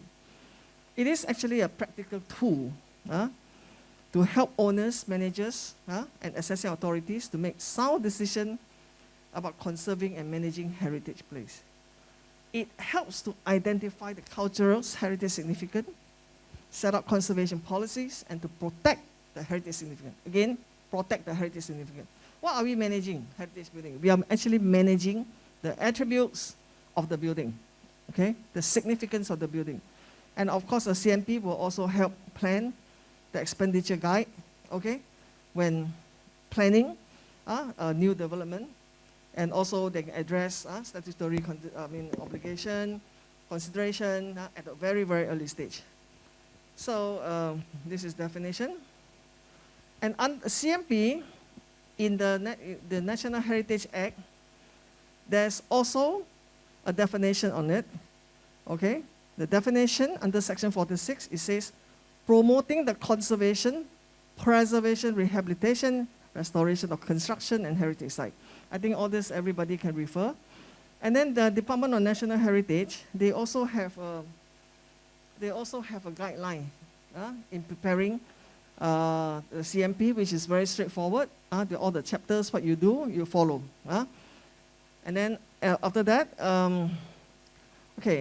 when you do the CMP, you need to ensure proper management of the heritage site, preservation of the environment. I think in the past, we are always talking about conservation of the building fabric. But today, with global warming, with the change of environment, the environment is very important. The social well-being is very, very important. It's not only about the fabric itself.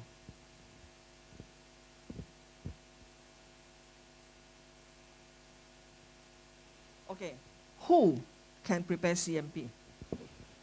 Okay, I put the heritage practitioner first in the line. And it's advisable to be the lead, okay, for all cultural sites. I am not saying that I'm against other people or other professional discipline, but the person who manage or to be the lead of CMP must have understanding of knowledge, the understanding knowledge of heritage. Heritage is a very broad spectrum, okay? Environmental specialists, archaeologists, sociologists, historian, architect, landscape architect, structural engineer, mechanical engineer, geologists, botanists, planners, and many others. But I think in Malaysia, our practice, usually planner will go on top when it comes to SAP plan, CMP, which I don't get me wrong, I'm not against of any planner, any planner here, But I think it can be anybody, but it has to be. There's also a planner who is also a heritage practitioner. But I must be biased to be architects. Because we studied the building. We are basically the doctor of the building. We know the building. In every project, the architect needs to give birth to the building. Otherwise, the rest of the work, it will not follow through. Okay, then statutory, legislation, compliance. These are list of regulations about, like in Penang, we have a special area plan. Malacca also special area plan. Malacca, I'm not sure. I think they're in the process of working on it. Okay, we go into the management system. These are the stages, very easy, straightforward to follow. Okay, and this can be compared, like I said just now, the ISO 9001 management system. For those who are familiar, ISO 1901 system. You start planning, then you do, and then you check, and then you act. Same thing, this model can be applied here. Okay, stage 0, we need to identify the stakeholder. When we do this CMP, the site, the heritage site, okay, we say ABC site. Who are the stakeholders? We need to bring them all, okay? And then after that, the stage 2. These stages are in line with the heritage CMP guideline JWN. So you have historical analysis, physical intervention, statement of significance. Okay, stage 3 is the most important stage. SOS. If you are in the forum of UNESCO site forum, they like to use the word SOS, statement of significance. What is that? Okay, and then after that, of course, you have management issues. Once you know the significance of issues and conservation recommendation, conservation policies is very important. So the policies is actually to address the issues. Okay, the issues are what? The issues are what is related to the significance, because we are protecting the significance. When we do CMP, we are managing, we are safeguarding the significance. And then, after that, you will have implementation stages, strategy guideline, and then you monitor, and then this is a maintenance schedule. This is basically under asset building management. Can pass it to another team, but then the building asset team, they would need to have the CMP, the plan. Because when you ask them, a lot of time when these building managers, they come in and manage a building, they don't know what to manage. They don't understand what to manage. We'll tell them, oh, this is a very important wall. This is heritage wall. But if you don't tell them, they don't know. They will just paint on top of it. They'll scrape off anything, they'll hack anything they like, right? So this is where the CMP comes about, okay? And then I'm just going to start off S1, which is historical analysis. Okay, historical analysis when you do heritage work is very, very interesting. It's interesting, but it's also very, very important, okay? It tells you the event, what happened, okay? But all this historical analysis, it tells you the event, they all must have its attributes. So like for these pictures here, I mean, this is, everybody knows the site, Kakosa, Srinagara. This is the building we're all familiar with. And then the landscape, and the interiors. President Nixon was here. I mean, he came like in 1953. There were earlier than that, the history of Kakosa, where all the British commissioners, they all stay there. It's an office for the FMS and also for the Straits Settlement. So it's all the time has been a British, I would say, British administration, a resident home or site. So, of course, it evolved from then until our Malaysian independence and until today. So, fortunately, I think the site is quite well, it's still quite intact. It's still quite intact, though there are changes because it was adapted to hotel in the past. And that time there was no CMP, so they didn't know what are the significance elements of the building. Okay, so like I said, the historic significance of Srinagara is actually the signing agreement of Malaya. And we got two in 1963 as well. And then the attribute of this is what actually? It is the King's House. They rename it the King's House. And then also the setting. The setting is very important. It signifies the King's House. That is why the site cannot be developed to put in high rises and pack up the site. The whole setting of the site that makes Kakosa and Srinagara. If we start to have development, new structure going in, we are going to ruin the setting. And that is the setting that we need to preserve. This is in the KL Kuala Lumpur landmark preserve for the next generation to see. We experience it, and then we also want them to experience as well. And then when you do conservation, as like all these interior, like all these dados, we also want to keep them. But unfortunately, through our assessment, we did the CMP for this building. Yeah, these are actually not original on site. We will know why, but I'm not going to explain here. Okay, it has been changed. I think the idea has gone through many times. But if you will look at the, oh, sorry, I don't have, yeah, because we have other pictures, like the staircase, it originally was like that, Okay, and then also, it is also the historical analysis. I'm just giving you piece and piece of it, okay? It was also the start of our government, Malaysian independence, the ruling, the system, the administration. Tunku Abdul Rahman was the first prime minister. Tunku, what's his name? I forgot. Also Abdul Rahman, yeah, he was the first king. And then this is Donald McGillivray. He's the last commissioner. Okay, so we start with first. This is where we say bye-bye to the British. So how do we say bye-bye to him? We send him off through Sungai Besi Punya Airport. Today, Sungai Besi Airport, what happened? History is wiped. Nothing there. Okay? But that is where the ceremonial, the intangible side of the story, the history, I mean, we got a lot of pictures, but this is saying, this last guy, he was sent off through the Sungai Besi Airport. But today, if I want to tell a story about that, what do I have to show? You want to tell a story, you must have something tangible to show, right? You may have photograph, but the understanding, the feel of it is not the same. But I think we only have the old airport, which is not OOO. It has been, developed a few times. Earlier, it was called Samping Airport, that kind of thing. So this is the historical significance, the historic significance, the site, and the people. And then there's more. Okay, so sorry, just now was just example of analysis.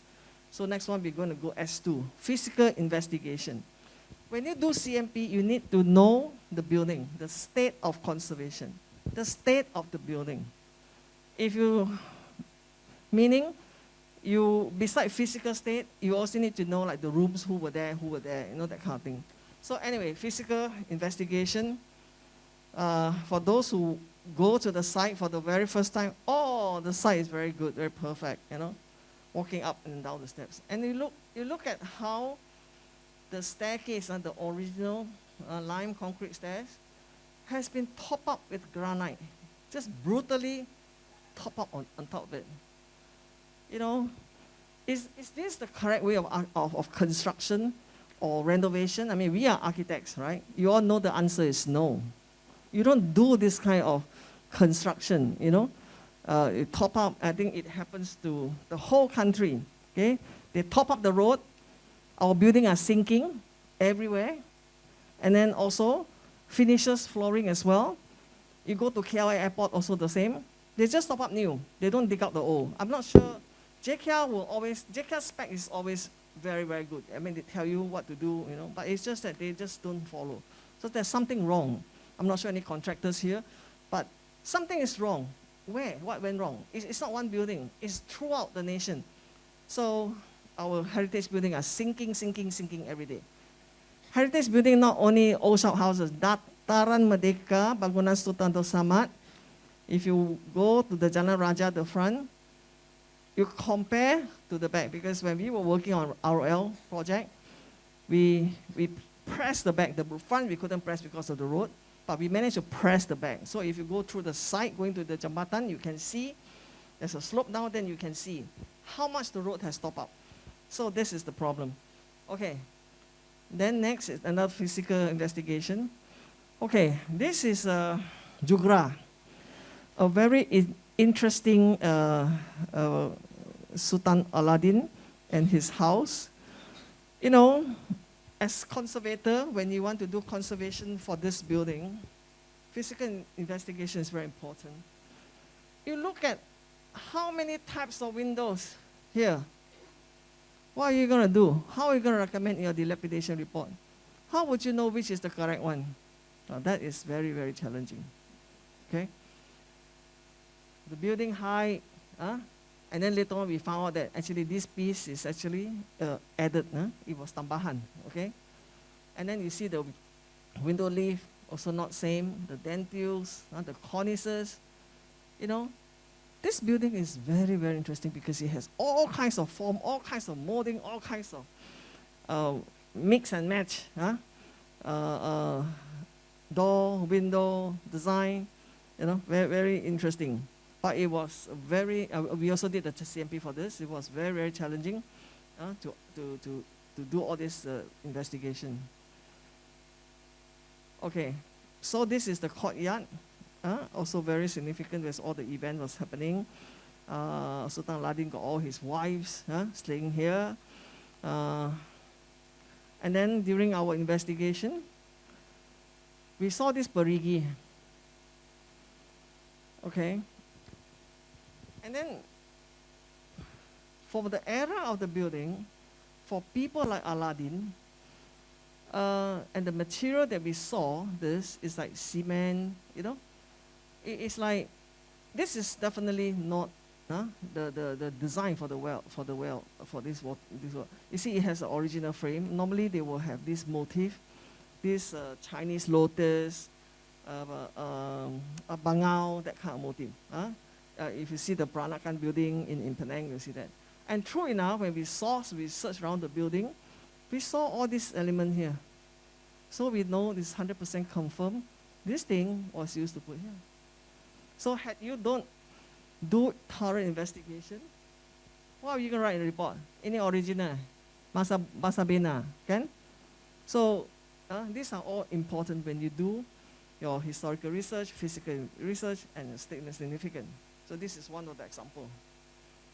And then another example, I think just now Stephen also showed some. This is the town hall. The face break is really a big problem. So we need technology as well. The wall may look dry, but when you put the moisture meter, is very dense. So all this is also caused by environmental factor. When you don't watertight your building, you don't have regular maintenance, you don't monitor your building, this is what it happens. So this is also same. We do color studies, we build up the dome. The current dome is actually covered with some canvas and also tarmac to watertight the bumbung, the roof, the dome dekat sini. But it's collapsing. This dome is collapsing. This dome is also collapsing. So better don't go if you happen to walk Jalan Tumpera. It's collapsing. This one is also collapsing. So we hope work will be done soon. Okay, so we are going to go to stage 3. Statement significant. What is statement significant? It's actually a description of the property, the historic place, the location. First of all, you must have identity. Your inventory, this building must have identity, what year built, what are they. And then after that, the importance of the heritage value in the building. Whether it's important to the community, to the state, the nation. But for World Heritage Site, we use OUV, outstanding universal value. To be able for a building to have OUV, they must have 3 criteria. This is for World Heritage Site. They must meet the criteria. They have 10 criteria, whether you meet them. And then the integrity and authenticity and also management plan. So that's why when you submit your site for UNESCO listing, ini benda tiga-tiga mesti ada. So CMP is one of the pillar. But because we are local site, so when we talk about heritage in our report, we don't write OUV bagi bangunan Sultan Abdul Samad adalah salah. Okay, bangunan Abdul Samad itu national saja. Okay, Jabatan Warisan Negara. Because I've seen literature, people are writing, oh, the OUV for this building is no. Outstanding universal value. Universal. Jadi kita dekat sini kita cakap, we use the word heritage significant, significant value. So the terminology OUV is only used for World Heritage Site. Okay. So, and then after that, the statement significant is also set as a character defining of the key feature of the setting that must be conserved. And then it also support value-based approach to heritage conservation. So basically, the statement is not one line. It's a report. It comes up in the report form. You have to address the value of the building. So these are the things that we are going to manage in the plan, in the conservation management. Okay, heritage value. I think everybody tahu kan, what is heritage? Semua tahu kan, faham kan heritage? When you talk about heritage, is actually value. Macam senang je. Heritage equals value. But value, dia ada macam-macam punya value. Okay? Dia ada aesthetic value. I start with aesthetic value because we architects, aesthetic value is very important to us. We architects. Okay? Aesthetic value, it talks about the sensory and quality of the site. The smell, what your eyes see, what you hear. That is the sensory part, the aesthetic value. And then we also have visual aesthetic value. Okay? What are they? The form, the color, the style architecture, the material they use.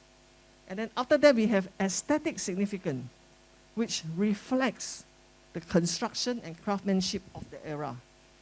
Architecture, engineering, innovation of that time. So this architecture ni, aesthetic ni sangat penting. For natural site also same. Natural site meaning macam Pematang Kuasa is natural site. Beauty, when we talk about cultural landscape, we talk about natural landscape, is beauty is the key word as well. So this beauty macam mana, how do you define it? You go by aesthetic value. Okay, and then we also have historical value. something, a tangible reminder, parts of history. And then scientific value. Scientific value is where all this archaeology, tapak-tapak archaeology, it will come in. Though scientific value, dia pun ada cultural value. Because dia ada apa you gali, you ada story to tell, the human evolution or the era. So it talks about also the natural environment. And then cultural value is very important to all of us individual. We all have our own cultural value. Every family, individual, the nation, we all have. And then we also have this social value, which is spiritual traditions, which is also very important, especially for a multiracial country. Social value is very important. I mean, all of them are important, but social value is very, very important. The charter, if you all want to refer about this spiritual place, you can refer to Hoi An Protocol, the charter. We have Bara Charter, Venice Charter, macam-macam charter ada. Tapi very valid to apply to kita punya Southeast Asia is Hoi An Protocol. For those who are not, we can always read that. So you understand the heritage value, okay? Then only you can assess. Kalau tak tahu, tak faham ni value, you tak boleh assess. Okay, significant. So that's what I said earlier. To make policy plan is like, oh, right. But the deep thinking of it, to put it, to present the statement of significance is the toughest. Very, very tough. Okay, example, the shop house, 1900 shop houses in Malaysia. Okay, the statement is significant. You must tahu dia punya attribute. Kalau you tak tahu attribute, kita nak cakap apa? What's so interesting about these shop houses? So example, they have air well. Kan dia ada air well. Ada air well. Ini yang masih ada lah. Ini KL, the Bompang. They still some air well. And then the architecture, part of the attribute. And also the kaki lima. Kaki lima. And then like this is courtyard where they have natural light comes in. And kaki lima was buried. This is Petaling Street. The kaki lima. This one is in Penang. This one is gambar lama lah. The kaki lima. Very, very important. So these are part of the attribute of the shop house. Why is it important? Because dia punya feature, dia punya ciri-ciri dia. Okay. Then we go to Batu Cave. Example, what are the attribute?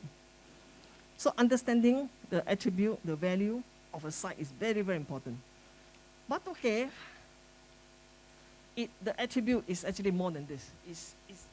It's wide. The context. Example, I'm just giving example. Okay. The climbing up of the stairs, they carry the kavadi, they go up. That is heritage value. Attribute, they go up the stairs. If today you cut off the stairs, you masuk escalator, sudah tak sama lah. Okay, you put escalator and carry kavadi and escalator. No, it's different already. Or you put a lift, right? So the setting has changed.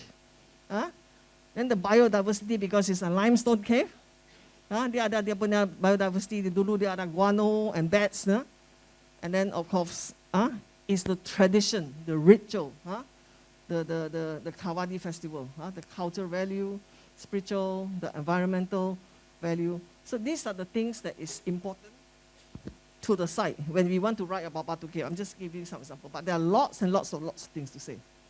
Of course, I don't want to touch about this important god. Okay, then again, I come back to Sri Negara. This is where, after the building, today, macam ini, the state. Tadi nampak itu gambar, zaman dulu. So today, like that lah. Setting ada tukar tak? Tukar kan? Landscape is very, very important. It plays an important role. Landscape architect plays a very important role in heritage as well, because there are trees, protected trees, endangered trees under the IUCN. You must also have the knowledge of that. So, yalah, ini pokok. Zaman dulu, all this pokok sudah tak ada lah. But, okay. But anyway, a CMP has been done, so we have to preserve plants. But anyway, the statement is significant as well, like I said just now, is the building itself, where the signing and even Queen Elizabeth come back again. There's this interaction, intangible relationship between the British and our country. Okay, so this is also, what is the statement significant of this? I'm not sure, this is in the Philippines, the rice terrace. Rice terrace is amazing. But rice terrace is not natural landscape. It's cultural, it's about they're man-made, okay?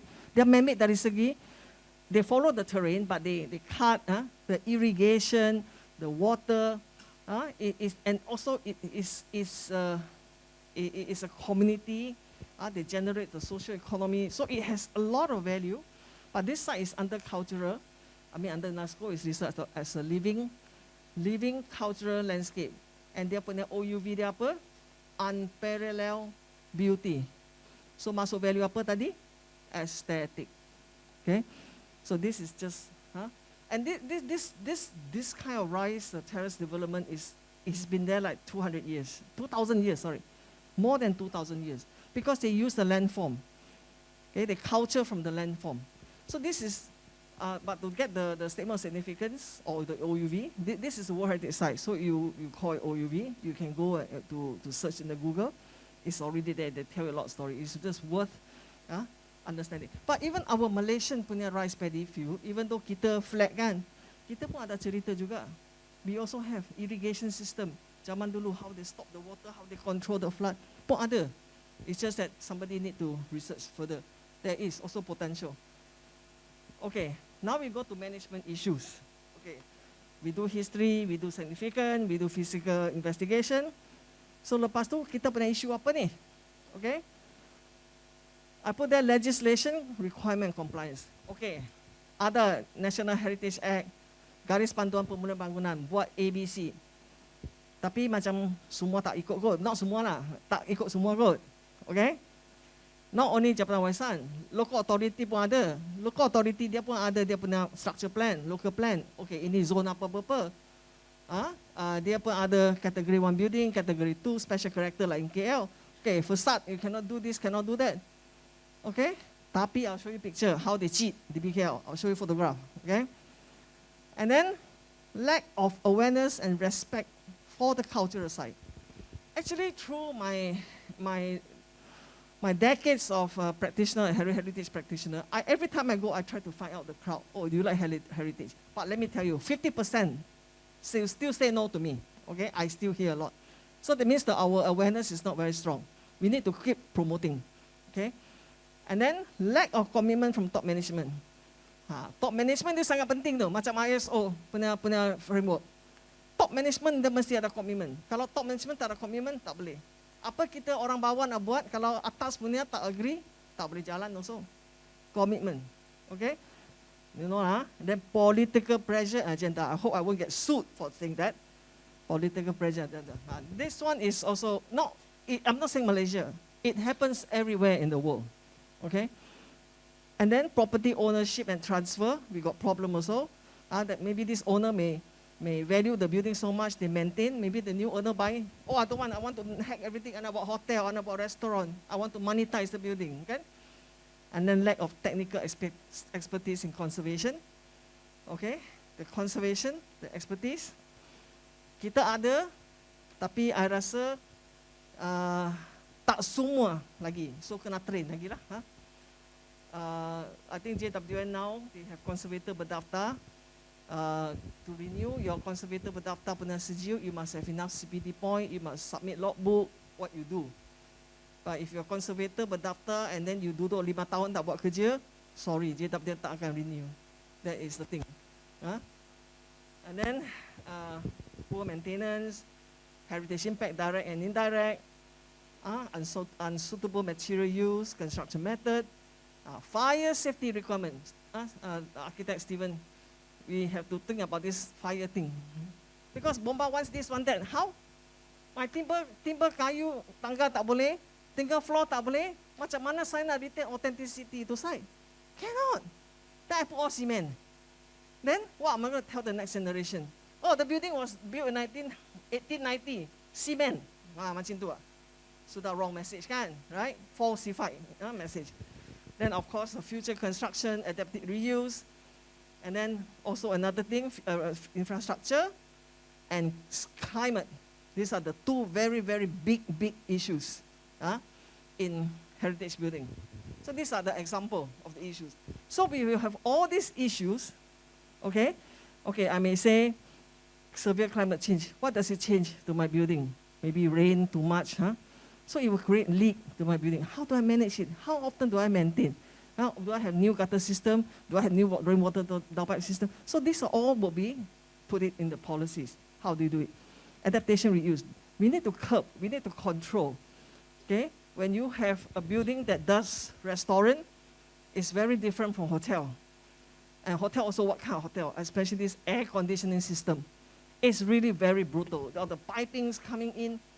Today we all cannot live with natural ventilation anymore. We are all very spoiled, including myself. Mesti ada aircon. Balik rumah, pop, aircon on. No aircon, tak boleh hidup. Zaman dulu mana ada. Tapi hidup juga, you know. So this is a change, behavior, human. Okay. Now I identify the issues. Just how I mentioned to you some of the issues. Okay. Now, falsified conservation. Wah, ini betul-betul sakit ni. Okay. This is only one of the example we found. There are more things. Okay. So, you look at all this diamond, diamond punya kayu, dia letak atas dia punya fascia dekat fasad sini. And then look at what they have here. Sini dengan sini. And even if you kira this diamond, satu kira dengan ini pun tak sama. So that's why as a conservator, you have to have the interest, understand the detail, the history, the passion, and your eye. It's so important. I honestly, when we first started studying this, you know, I didn't really also observe, except I told my architect, hey, why is it, kenapa macam ni? I only saw this. I didn't know that even this, jumlah pun tak sama. Until we found this photo, then we kira balik, the jumlah tak sama. You see? So this is a process. So example lah. Example, falsified conservation. Wah, ini. Tapi macam gambar sudah tukar kok hari ni. Okay? You know, 150 years ago, Market Square was a prime elite suasana dekat sana. Okay, Chowkit and Company was there, John Little was there. The Market Square is such an important commercial landscape at that time. Okay, 1900 up. But today, wah, saya dapat mural sekolah ni. To me, I call mural sekolah. Mural heritage dengan mural sekolah tak sama tau. Okay? I mean, we can have mural. I'm not saying that we cannot have, but it has to be controlled, curated, and not, it must tell us history. And besides about this art thing, it also damages the building facade fabric as well, because the building's supposed to be lime and then with all this kind of paint in it. So, original, this is the front, the back lah. Okay, lepas finish Reward Life, memang macam tu. Tapi lepas, last 2 years kot, wah tiba-tiba. Tapi hari ni macam sudah tukar lagi sudah jadi go down the block. The whole site is all covered with murals. I do not know who did that. Memang tak faham siapa buat. So, but anyway, I mean, you are hearing me today. I hope you are all architects, you are the project chief, maybe for your future project, you want to do this, you want to consider. It's not that you cannot do, but it has to be controlled. Okay, you go see Penang, you know, how the artist did it. Mural normally for heritage site, when your building is small, is we go by human scale. You know, like I said, ini macam mural sekolah kan? You pergi sekolah kebangsaan, ke mana kan sama kan mural sekolah? Tak tahu nanti saya kena marah ni. Okay. Another one, just now I told you, how developer do development, that's why I say development pressure. Why? Wow, they want to achieve their plot ratio, they want to achieve their car park, they want to do this, do that. Okay, you look at this building here, this Venice style window. You see the datum of this building. Luckily, there's still one here as evident. Kalau dibikin nak saman sebenarnya boleh tau. Okay? Ini evident dia. Tapi yang sudah siap ni bangunan, dia main line kat mana ni? Sudah kat sini sudah naik berapa? Ini ada sama tak? Semua tak sama. They, you know, they put hoarding, they rip everything out, they change it. But DBKL requirement for this category building, you have to keep the facade. That's the requirement. And then, I think in the past, DBKL also says that you need to set back 10 feet baru boleh buat. Tapi sekarang saya nampak developer sudah tak ada, semua lurus. Okay? So this is called, we call a falsified. Due to what? Development pressure, dollar and cents. So, yeah, at the end, you get this very nice architecture with a mix of new and old. But to the young generation, they don't understand. They will think that this is original. But at that time, was the building height, is it this high? No, it's here. So, what are we telling our young generation? So I think maybe PAM or whoever, which organization have to start publishing documents, books, even small booklets, to document Kuala Lumpur, apa yang ada. You know, it's very important. A part of documentation with photos. Okay, this is also from a local church in town, the issues. Okay, this is a timber roof truss where you see the termite attack. So the issue, what happened? How does it happen to this level? So why? Maintenance problem. There's no maintenance, there's no inspection, monitoring. So these are the issues that you will get. This is just one of the example of the site. And this is the significance of this roof truss because they are hand cut. They are not machine cut. You see there, kalau dekat lah, kalau dekat you see there, there's more hand cut. Okay. And then another issue here. Again, I go back to shop house. Okay, development planning kan. Every authority in Malaysia, this picture is in Singapore. Dia cakap, the old building kalau you nak develop bangun baru, you kena set back 10 kaki kan? Right? Kalau dia dah set back 10 kaki, ini ke depan, itu ke belakang. Tadi, I mention attribute shop house apa? Kaki 5 kan? Kaki 5, saya boleh jalan, protect hujan, bawa shopping, tengok kedai. Tapi tiba-tiba saya jalan, surat keluar. So, you have ruined the attribute of the kaki 5. So to me, this building must not demolish, no value. You can demolish it, it's no more value. It will live as what?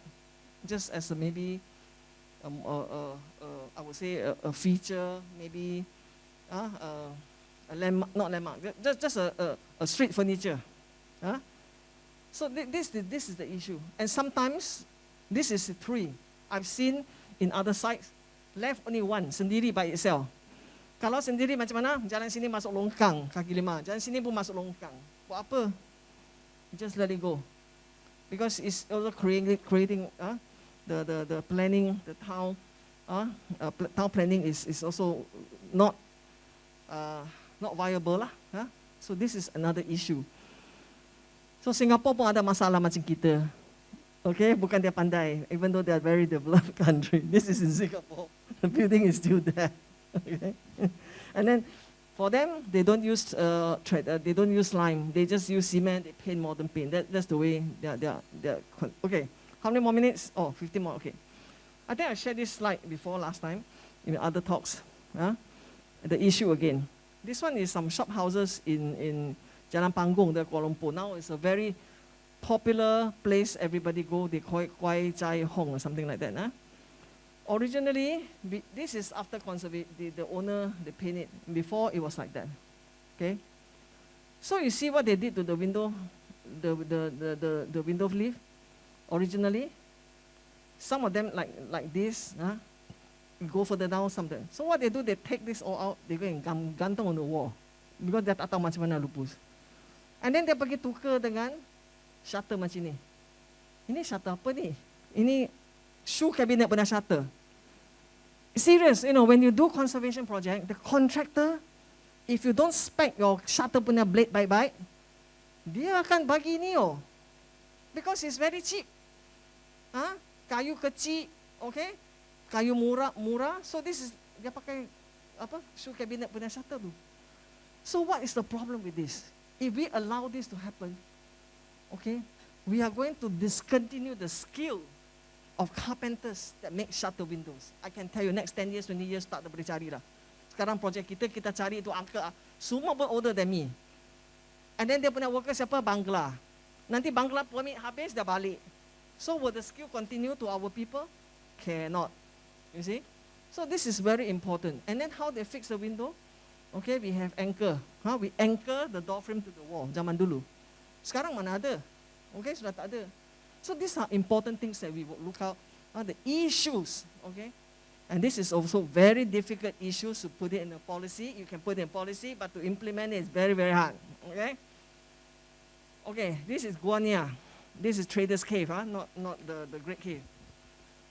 Kita selalu allow, when I did the heritage impact assessment, they submitted to UNESCO. They will, I have my policies. I talk a lot about impact. They keep excavating the site. Keep gali. Okay, everybody need to also understand archaeology punya significant dengan cultural heritage dengan heritage tak sama. Archaeology, heritage, kita nak selalu buka unveil. Archaeology kita tak mau, if you want, nak keep it. Because archaeology kalau you dah buka, that's it. No more, dia pernah study, stop there. So, for near cave is very important because we need to keep the site for our local people, for their future studies, for future technology yang akan datang, for next 30, 50 years for our Malaysian people. Because they will have all these foreigners, they like to come in, they will ask permit to excavate. I think you all know Great Cave, how Harrison had dug up how many 100 pieces of skull, you know, at that time. Maybe that time Malaysia masih belum ada archaeologist, belum ada masa 1950s university tak ada. Tapi sekarang kita Malaysia, banyak archaeologist lah. Kita pun ada kita punya pakar lah, you know. So this thing, the issue is that we have to control. We need to control excavation. And even in near cave, they have people taking bird nest kan. People taking bird nest, they scale 100 feet up the cave. Imagine tourists masuk, disturb them. Once they fall down, they die, finish. So we also have mitigation, meaning that during harvesting of the bird nest, the cave have to close for public. They cannot let tourists go in. So these are the control, the issues in the policies that you can put in, you control. Excavation, all this kena dapat permit, kena dapat submit proposal. So these are the issues. And this is in frame. Okay, this frame, they call it the crown shyness pokok. Frame is a man-made forest. Zaman dulu dia tanam itu pokok man-made kan. Jadi dia tanam semua all same time. Jadi pokok dia semua naik sama. Jadi dia semua naik atas, semua dia nak apa, nak rebut matahari, betul tak? Right? So Dr. Francis was one of the scientists. He coined the terminology called crown shyness. So what the tree does was everybody try to go up to get the sun. So that's why you have created this kind of impact. Last time this is an old photo when they plant all same time. Jadi sama tinggi. So dia punya crown tu semua fighting for life. But how are you going to sustain this in your CMP? What policies you are going to have? When we were doing the CMP, we also have issues. Lightning strike. Lightning strike macam mana? Tak boleh buat apa lagi. Pokok ni 100 tahun oh. Dia tak grow overnight oh. Itu yang CMP yang sangat-sangat challenging. How do you control it? What is the rescue of lightning? So there's some installation of lightning arrestor. How? You know? So this is a natural site. Pokok ni, that's why when you submit UNESCO punya application, inscription, cultural bangunan dia mesti ada authenticity dan integrity. Tapi kalau untuk pokok tak ada, pokok integrity aja, tak ada authenticity ya. Pokok macam mana authenticity kan? Okay, so this is the issues you need to address. And then of course the weather lah, like this is Hoi An, when there are typhoon. This one you cannot control. Okay, you will have policies. Maybe we have to the weather department. What are the curbs? How to prevent? But of course, before the river, all this have to be cleaned up. You know, and then also beside typhoon, severe climate change pun ada lah kan. Okay, severe climate change, how? And then, okay, the issues, when we talk about shophouse again, we have opportunity in doing adaptation, reuse and tourism. This one is in Singapore. Dia punya conservation dia tak sama. Okay, they like to paint the building all the color. Okay, this is near Arab Street. So, these are the issues. Kita kena masuk dalam polisi. Control the color so. Okay? So dia tak sama dengan kita. And then this one is another one. We go to policies now.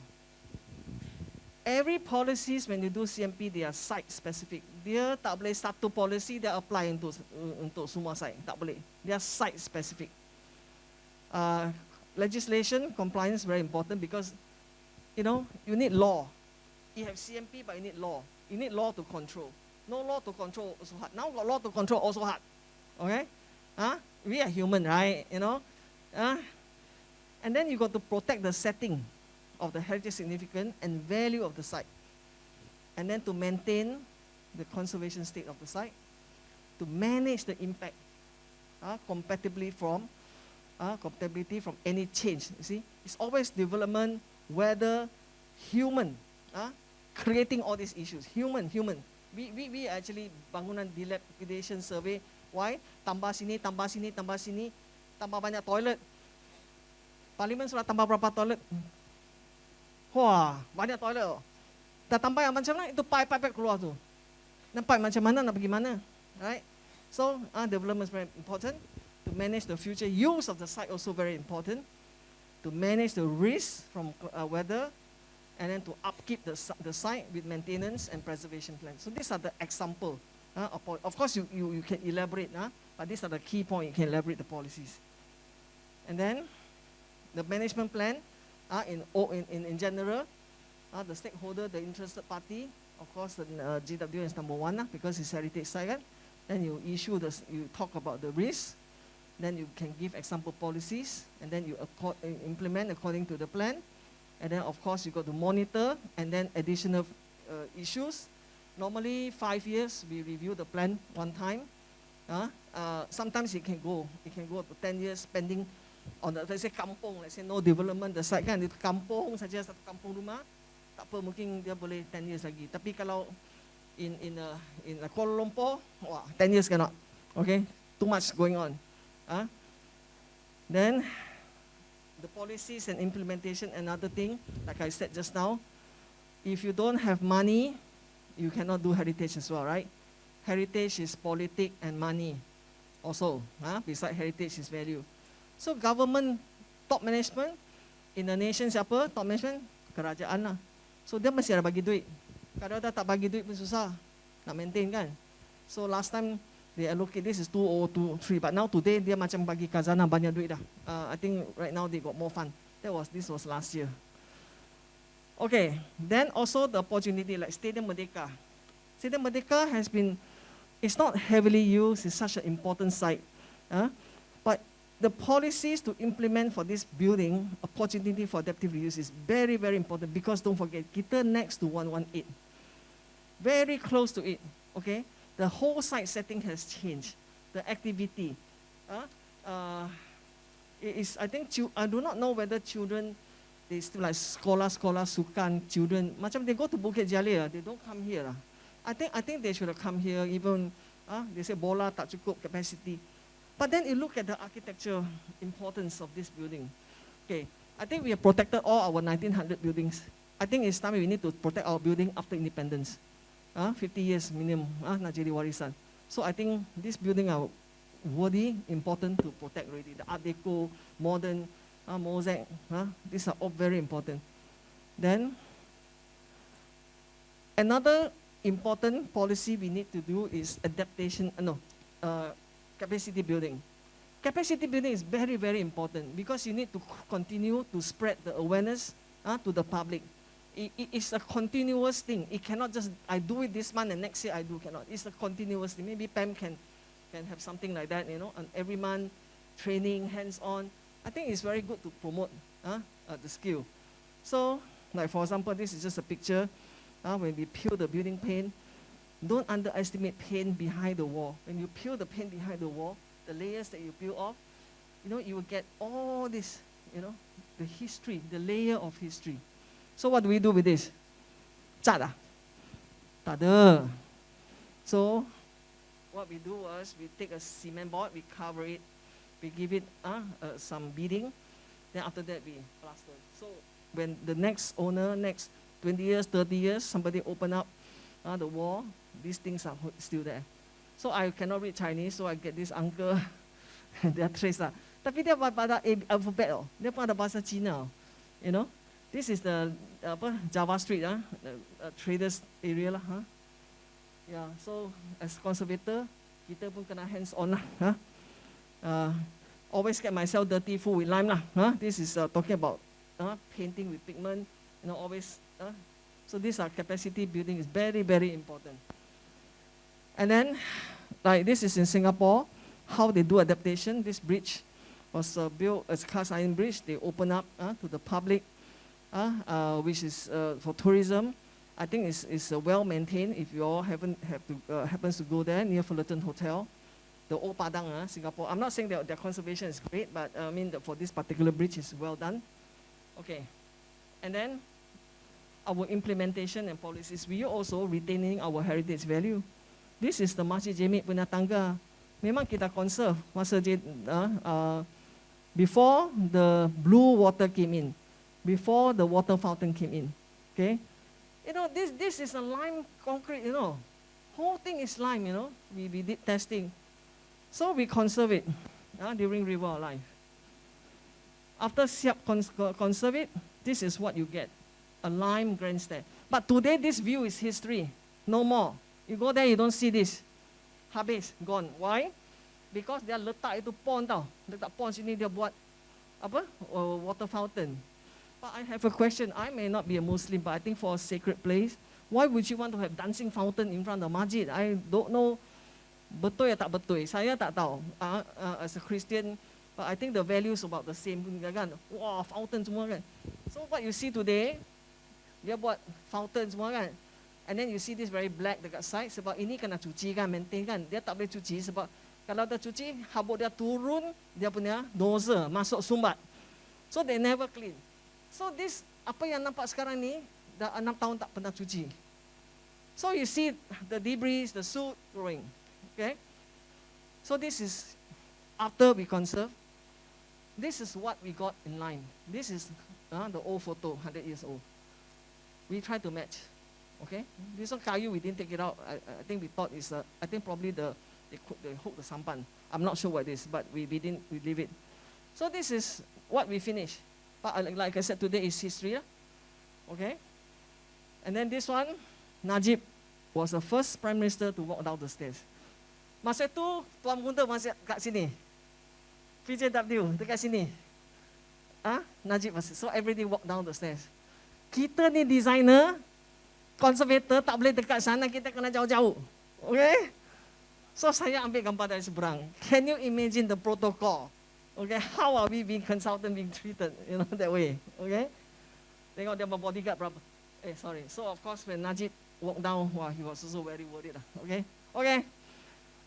So after that, you finish your policies, and then you have to have a maintenance and monitoring. I'll just leave you with a small slide here. Apa? Ada slide lagi? Apa hilang? Oh, I think I got the wrong slide. Okay, but anyway, this is monitoring. Go to asset management. So that's it. Okay. Thank you very much. Last poem that I will leave with you. The legacy of the past. The legacy of the past is the memory of now. And the present of the future. The present means give, for the future. I think heritage is very important. Okay, thank you very much.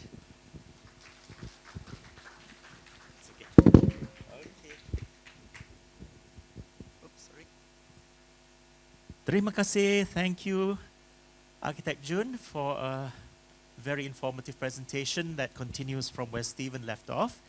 And yes, Jun, you mentioned about the the kayu that you left, which is very good that you did, because that is the kayu tambat for the perahu.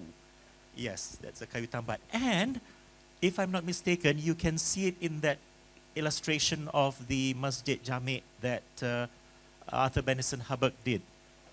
Okay. Okay. Oh, is it? Okay. Yeah, it's good that you didn't take it out lah. That's the right thing. Yeah. Maybe because of the water effect kot. Termites don't like a lot of water around at that time. Tapi nanti boleh tengok dalam illustration gambar Masjid Jami' yang Arthur Benison Hubbard buat tu, ada something like that. It might not be exactly the same, tapi adalah. Okay. Saya seperti biasa saya diminta buat pantun. Okay, so kena fikir sekejap something yang related to what Architect Jun has mentioned, something that gives us some added value, a pantun that gives us an added value. Okay, I got an idea. Jun, you mentioned about the egg and dart, yeah? Your very first ini. At first I was wondering, what is the significance of the egg and dart juga? So I did a little search, so I found that the egg and dart does have a symbolism. It has a symbolism, yeah? So let me put that in a pantun. Okay. Okay, but firstly we translate it a bit. Egg is telur and dart is damak. Yeah? In Malay is damak. And the damak is like the dart, it's significant. It's the same thing where, for example, dalam sumpit, you use the damak as the dart, and it's usually a poison tip. Okay, where you use the resin from the ipoh tree, that's the most common, and you put it at the tip of the dart, of the damak, then you blow, and you can kill the animal that you're hunting lah. Okay, so, anak-anak berlari mendapatkan mak, mahukan pelukan dan perhatian. Jun sebut telur dan damak itu lambang kelahiran dan kematian. Faham ya? Tepuklah sikit.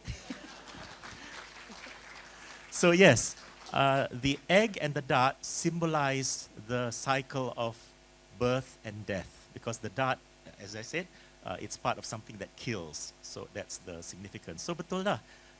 Mula-mula I didn't quite understand though, but when you mentioned that for a long time the frieze, F-R-I-E-Z-E, molding in the column capitals, so they have the egg and dart because that symbolizes the cycle of birth and death. Yeah.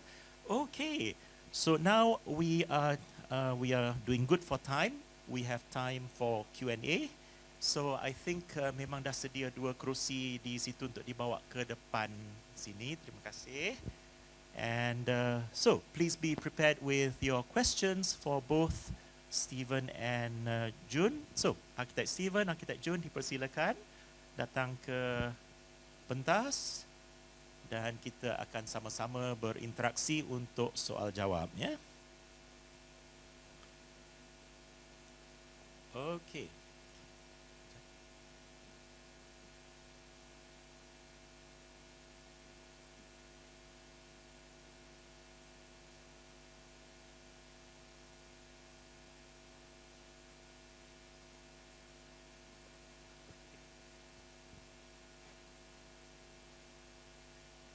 Okay, so yes, please fire away questions. This is the time to pick the brains of our 2 experts here, yeah? Okay, microphone sudah sedia. Oh,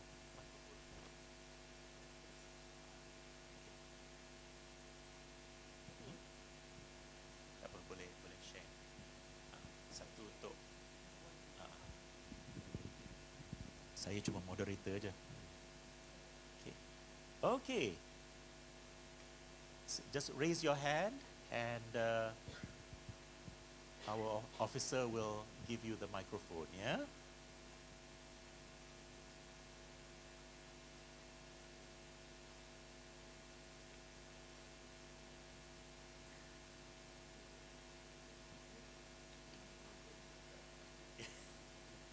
kita bagi peluang. Ada tu. There must. Yes, somebody.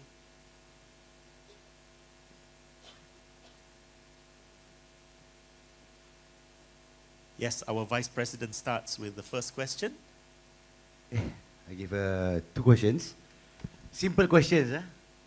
There's been a lot of talks among the young architects wanting to pursue their career in conservation. So from your opinion, what would be the best way to proceed for this? Because we don't know how to move forward to go to this. And for that one for June and Stephen. And the other one is for June and Stephen is when you do the conservation, a lot of people think that it's a very spooky building. So how do you handle the spiritual aspect of the house, the building? Because like me, I manage assets and I encounter a lot of spooky things. So you encounter during construction. So how do you manage this? Thank you. Very good questions. Yeah, silakan between the two of you. I think conservation, I must say, is a really wonderful, I won't use the word career, but it's a very wonderful a branch of work in architecture. Conservation and architecture still have to marry. Because they say, I did conservation 20 years ago. I started doing architecture, but I'm still doing architecture anyway, okay? Because you need to understand the building. So to be an architect first or to be an engineer, you know the building first, understand the building, then you get into conservation. It's a very good prerequisite. And then your understanding, and you must have the, passion, time. I went through a lot of painful experiences. Most importantly is the passion, and if you have the interest, you can do it. It's like your eye, you got to train your eye looking at, we both, let's say another person, let's say who's not a heritage practitioner, we may look at the building facade, two of us, but the things that we picked up and the other person picked up is not the same. It's because we understand how the historical era of the building, how it was built. But I like to encourage, I think we need to get into heritage. You know why? Do you know that the surplus of old building everywhere in the world is going to be more than new ones? How many new buildings are we going to build? How many carbon emission we going to cause to the environment? We should always adapt what building we have. We should stop building already. The world is hurting very, very badly. So there's an industry. There's an industry for it. To go into this heritage. Heritage is not 1900, 1950, 1960, still heritage. Those are Art Deco, those modern buildings. Even cement also heritage building. And then next, you got to, like what Rina asked, spooky masuk tapak. We will walk into site that is, many people will not want to walk in, okay? When I was a conservator for the Jalan Rumah Tangsi, I walk in, I feel people touch me. I thought my architect touched me, and they said no, they didn't touch me. You know, dia dekat atas tau. You go upstairs, the staircase on the left side, the room there. Okay. So and then you are willing to, the passion, willing to explore the building, climb up roof. I'm coming 60, I'm still climbing up the roof. Also get your hands dirty in lime pegang tangan dia keras. So first, in terms of career, it's a very important branch to architecture career. I think you need to do adaptation for your building, and then the passion. And I really encourage and welcome to embark into heritage, because it relates to culture. It relates to your own root, like I said just now, cultural value. It's yourself, okay? It's very important. Each of you have your own root, your own culture, you know. Then you will find, you will realize the identity of yourself. You are in the country, in the community, especially in Malaysia, you know, rich, multicultural racial environment, very, very, very important. And then working drawing, like this Stephen is saying, doing working drawing is a pain. Sangat susah. Tapi sekarang sudah ada LiDAR, sudah boleh scan kan, right? So it helps a lot. So technology really helps. Like for us, last time we had to measure, and then we have to use imperial scale. Because at that time the building was built, they were all imperial scale. So we had, our young architect, dia tak tahu imperial scale. Dia pakai mm. Then come out the drawing, 27.5, 29, 37, all the odd number at the end. Okay, that's standard punya, British time, okay? 2 feet lah, the joy, the brick size, because they all go by the brick size. Size of the mason can hold the hand. Okay, I hope I answered the question. Stephen, for you. The spooky part. So I'll go with the education first. How I got myself into this mess is when I was in the States doing my architecture program, I took an elective on anthropology. So when I took anthropology, I was the professor that was under him brought out a pair of straw slippers and passed it to me. Stephen, have a look at this. How do you feel? So I look at this, my mind started thinking of it. It was a little pair of slippers for children, and it was abandoned at a site in one of the Nevada desert, and they found this. So it goes, my mind started thinking, wow, who is this, a little girl or little guy who wore this, and how is this? Then they explained on the site that was there, show slides of it. So my mind go triggering myself that, wow, what happened to these people, why, and all that. So when I learned anthropology at that time, also we learned about the North American Indians. I took 2 semesters of that. So that triggered me on these things. So I came back, and in the early 90s, I was chanced upon opportunity to do a conservation study for Jalan Museum at the time. And that's where I start moving in. And I find that there are a lot of things that goes tracing back, because I was from a small town, and it triggers a lot of memory. Like, hey, I used to do this, I used to do that, I used to see this, So it goes on, and I thought I learned a lot until I went to Borobudur, and I find, wow, I'm so little, compared to what is conservation you need to know. I was nothing. So there it comes to me that the more you learn, the less you know. So that gave me on to what I call that, on the journey to accumulate as much as possible. Then luckily internet come in, you give opportunity to explore other people what they taught in. So and when I do some crits recently in they have this conservation project as well, some of the students. So I do ask them, they were not taught to think a lot. It's just that there's a project given to them, conservation, and they have to do it without the passion in it. So I try to instill in them the passion why you are from that town, you learn this. So I impart what I know and my passion to these students. So hopefully the passion, they develop the passion for it, so they give more detail. And I told them you must have a very inquisitive mind when you go into conservation, because every little detail tells a story. That's what June was saying. Every little thing on the frieze, all that tells a story, other symbolism and all that. Second story, also it started on my young life. I come from from Kuantan. My daughter is there, so she won't know. She's big. I go outdoor a lot. I go kampong fishing and all that. Then go Buru with my father. So when I go fishing, I go by 2 friends. I go to pass to kampong and all that. So the kampong ladies, the makcik, they tell me, nak, you pergi sana, you minta dulu. So I was, what is minta? Minta apa? Kan? The semak ni go to there to go to the sungai, tepi sungai or kolam. Kan saya nak minta siapa lagi? You're the last house. Bukan tu. Ada benda, you must minta. So then, I said, what do I ask, Apa nak sebut? Minta apa? Then he tell me, he must say, in Malay, he said, Bismillahirrahmanirrahim. You what? You sebut 15 kali. Kemudian you cakap, you nak pergi pancing. Minta kemudian nak pergi pancing. Oh, macam tu kan. So every time I go, I say that. So that comes to houses, old houses, even old kampong, they have deliberated houses where the family moved. So the rundown kampong house, so we pass by there, so we minta. kebenaran. So these things develop in May, and as I come along, the Chinese also has its own to minta. Wang Aye pun minta. Yeah, so these places and all that. Even the ruin, we go, Wang Aye also must minta. So because develop a habit.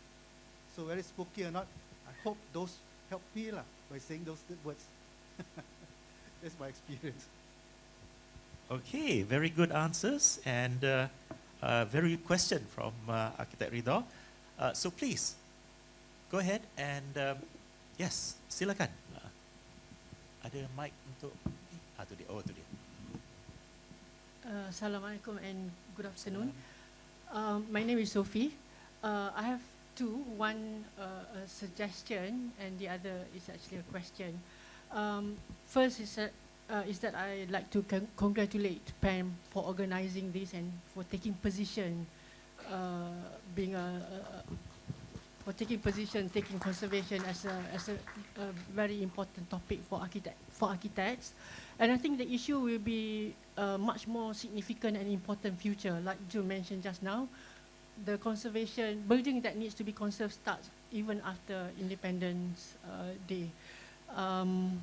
Okay, the suggestion is that if this conservation cost can continue and leading to being listed as a conservator under Jabatan Warisan, that would be a good move. So I hope the committee would continue doing this, leading to that. Probably support from the floor. Okay, second is a question. If the panel can differentiate or have a better, give us a better understanding, the difference between conservation, restoration, and probably the third part is actually reconstruct. Meaning that, let's say, taking a simple example of windows. On a building, there's an original window, which is old and original, but there are also old window, but not original, but it has its own merits or significant, and the probably delap windows, which probably the fragments of the elements is still usable. So if we were to reconstruct the windows, do we have the, I mean, what is a good practice? Whether we have to keep it to the original or can we just follow the old, which still has merits? So there are two questions here, so the difference between conservation, restoration, and reconstruct, and what would be a good practice? Okay, first of all, Thank you. the word conservation tu, that is the atas, the hierarchy. Dalam conservation ni sebenarnya dia adalah satu proses. Restoration, preservation, adaptation, reuse, reconstruction. Dia adalah, ini semua anak-anak kepada ayat conservation. Jadi you can do conservation through the process of reconstruction, through the process of preservation, through the process of restoration. And all these definition you can find in the National Heritage Act Book 2005. It's stated very clearly all the definition, how you do it. Of course, the key of it is we want to retain authenticity, integrity, so we want to salvage the material. Okay? So restoration, the meaning and preservation is different. Okay, restoration, you restore it, but you bring in new element. Reconstruction means you bring 100% new element. Okay? That's why documentation is very important in heritage. I mean, today my forum is on CMP. So documentation, you must always keep it for the archive to refer. And then in conservation practice, Jabatan Warisan requested that you must have a tag. If there's a change, whole thing new, mesti ada tag. So the next person embark on the project, they akan tahu lah, this building, this window has been changed, you know. So this, I think in future, I think Architect Saiful will talk about BIM. I think BIM also can be very powerful tool in future. For conservation, but of course this is a policies the government need to, again, like management, top management, dia kena commitment, government kena take lead. Heritage pun sama, in any organization, the running the country is the same. Top management, or the government, they are up there, take the lead. The conservator, registered conservator, our commissioner is here. That one I must let Tuan Muda answer the question. about that, you know. Tuan Muda, you nak jawab? Tak. Pam nak. Okey, terima kasih. BM boleh Okey, first berkaitan komisioner lah. Okey, saya pun baru saja. Hot chair, kursi panas. Menteri pun panas, so tahu sajalah keadaan warisan kita. So berkaitan dengan konservator berdaftar, kita mengalung-alungkan kepada sesiapa yang berminat untuk mohon.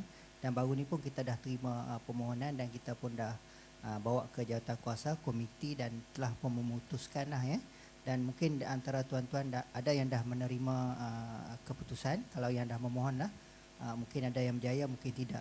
Yang tidak tu bukan maksudnya tidak, ni cuma kriteria dia lah, belum sampai lagi. Mungkin boleh merayu, kita bagi ruang dan peluang untuk merayu. Cuma sebagaimana kita punya pembentang maklumkan tadi, untuk konservasi di Malaysia ni memang kita punya cabaran tu hebat. Jadi kami di Jabatan Warisan Negara ni sangat mengharapkan kerjasama semua pihak lah, terutamanya konservator, arkitek dan lain-lain kita punya rakan strategik. Sebab kita nak menjadikan kita punya tinggalan khazanah kita ni menjadi ke tahap yang lebih baik. Sebab kalau kita tengok sekarang trend pembangunan, ada yang dia menggunakan konservasi, tetapi kadang-kadang konservasi, pemeliharaan, conservation yang mereka laksanakan tu kadang-kadang menggunakan metod ataupun standard yang tidak sesuai untuk kita punya kita punya pembangunan warisan kita. So tuan-tuan sebagai arkitek, sebagai orang kata yang mendalami bidang-bidang kepakaran tersebut diperlukanlah untuk membantu kami. Jadi kita hanya menyediakan satu ruang untuk kita boleh berbincang lanjut, dan juga kita ke arah sekarang ni dalam tahap untuk pindaan Akta 645. So kita belum buat lagi kita punya libat urus dengan tuan-tuan dan puan-puan dan rakan-rakan yang lain. Mungkin nanti kita akan adakan libat urus lah, saya pun dah maklumkan Datuk itu dengan pihak-pihak yang berkaitan. So ada cadangan untuk pindaan akta, silakan. Mungkin kita perlukan masuk dalam pindaan akta 645, akta warisan, ataupun nanti mungkin kita boleh masukkan sebagai untuk dijadikan garis panduan. Ya, sebab semua kena ingat akta tu kami di pihak Jabatan Warisan ni menguatkuasakan. Yang pelaksana, pengguna apa semua tu semua pihak lah. Jadi kita perlukan kerjasama semua pihak. InsyaAllah itu boleh setakat ni. Terima kasih. Okey, ada permintaan di Datuk berkaitan dengan arkeologi. Tadi pun ada disebutkan tentang arkeologi. Okey, jadinya begini, pada kalau prosedur masih ingat waktu awal dulu dilaksanakan kerja-kerja untuk HEP, ada ditetapkan untuk kerja arkeologi. Kerja arkeologi di bangunan-bangunan warisan yang dilaksanakan pemeliharaan. Kemudian sebenarnya itu ketetapan ketika itu. Bila kemudian untuk kita laksanakan kerja-kerja arkeologi tertakluk, bukan satu kemestian, tetapi kita lihat kepada keperluan penyelidikan tersebut. Macam juga Datin Jun maklumkan, ada bangunan-bangunan yang memang tidak memerlukan ekskavasi arkeologi. Ada bangunan-bangunan bila masuk kepada Jabatan Warisan Negara, kita tetapkan untuk dapatkan bukti-bukti arkeologi melalui excavation lah, dia kena buat. Dia kena mohon lesen excavation dan dia kena libatkan pakar arkeologi. Itu ketetapan daripada komiti, bukan ketetapan Suruhanjaya. Suruhanjaya dia ada, nanti dia akan rumuskan semualah. Dan juga yang paling penting sebagaimana dimaklumkan tadi, kita nak dapatkan bukti-bukti di di lokasi yang terlibat lah, khususnya bangunan warisan. Kita pernah adakan contohnya baru ni waktu di Melaka, saya rasa rakan-rakan JKR masih ingat, di Museum Stamp. Kita buat ekskavasi di situ, akhirnya ada jumpaan-jumpaan penting. So benda-benda itu penting untuk kita ungkapkan sejarah, bukti yang baru dan juga kita rekodkan. Dan kalau kata macam tadi tak diperlukan, kita akan tutup baliklah. Tutup balik dengan metod, dengan metod yang tertentu. Kadang kita akan lapik, alas dan material tertentu kita akan tutup balik. Jadinya ada juga berlaku bila kita membuat penyelidikan arkeologi, kita akan jumpakan bukti-bukti, menjumpai bukti baru seperti bumbung.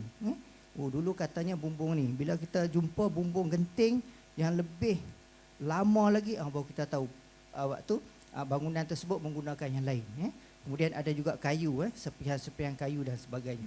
Itu membuktikan bahawa bangunan tersebut menggunakan material-material yang kadang-kadang berbeza dengan apa yang kita lihat sekarang.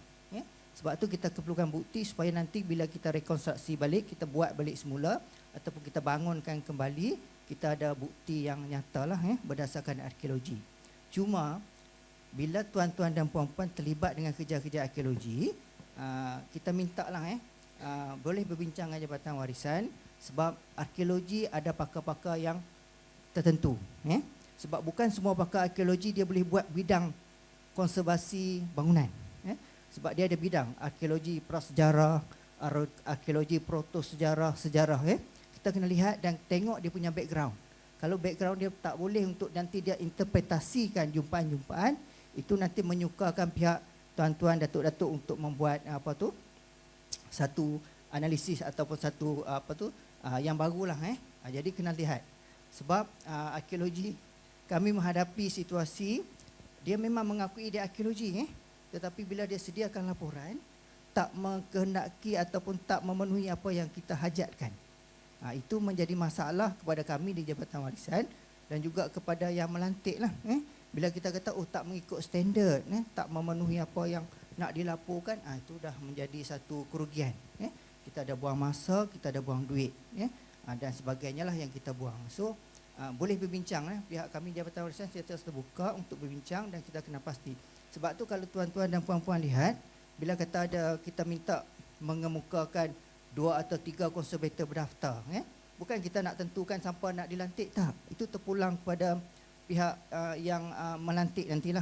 Dia nak pilih konservator mana yang dia setujuilah hasil perbincangan masing-masing. Begitu juga dengan arkeologi. Boleh kita bincang dulu untuk kita kena pasti dan kita tetapkanlah ataupun kita uraikan bidang beliau dan boleh bantu atau tidak kepada tuan-tuan dan puan-puan. Sebab kita pun sama juga, kadang-kadang kita pun kadang mengharapkan arkeologi yang kita lantik itu berjaya memberikan suatu hasil akhir lah, tetapi sebenarnya tidak. Sebab kadang-kadang ialah banyak faktor-faktor yang lain. Sebab kadang arkeologi itu sendiri sibuk kan, kadang akademik kan dia terpaksa menjadi pensyarah, kemudian melaksanakan kerja dan sebagainya. So keperluan untuk kerja arkeologi itu pada Jabatan Warisan kita lihat kepada skop. Skop nanti yang tuan-tuan dan puan-puan submit lah kalau untuk kerja-kerja conservation di bangunan warisan. Ada keperluan, ada yang ni kita akan tentukan untuk laksanakan conservation lah. Mana yang tiada keperluan tertakluk juga kepada bajet, kita akan mungkin kemudiankan, ataupun kita tidak galakkan ataupun tak perlulah. Sebab arkeologi pun memakan kos, bukan orang kata apa tu kos yang kecil kan, sebab kos dia pun besar juga, memerlukan tenaga dan sebagainya. Jadi kita kenalah timbangkan mana yang kita dahulukan, utamakan, mana yang boleh kita kemudiankan. Itu ya. Terima kasih. Terima kasih Tuan Haji Muda. Stephen, maybe you would like to also answer the question that was brought up by Sophie. No, Vida, Sophie. Ah.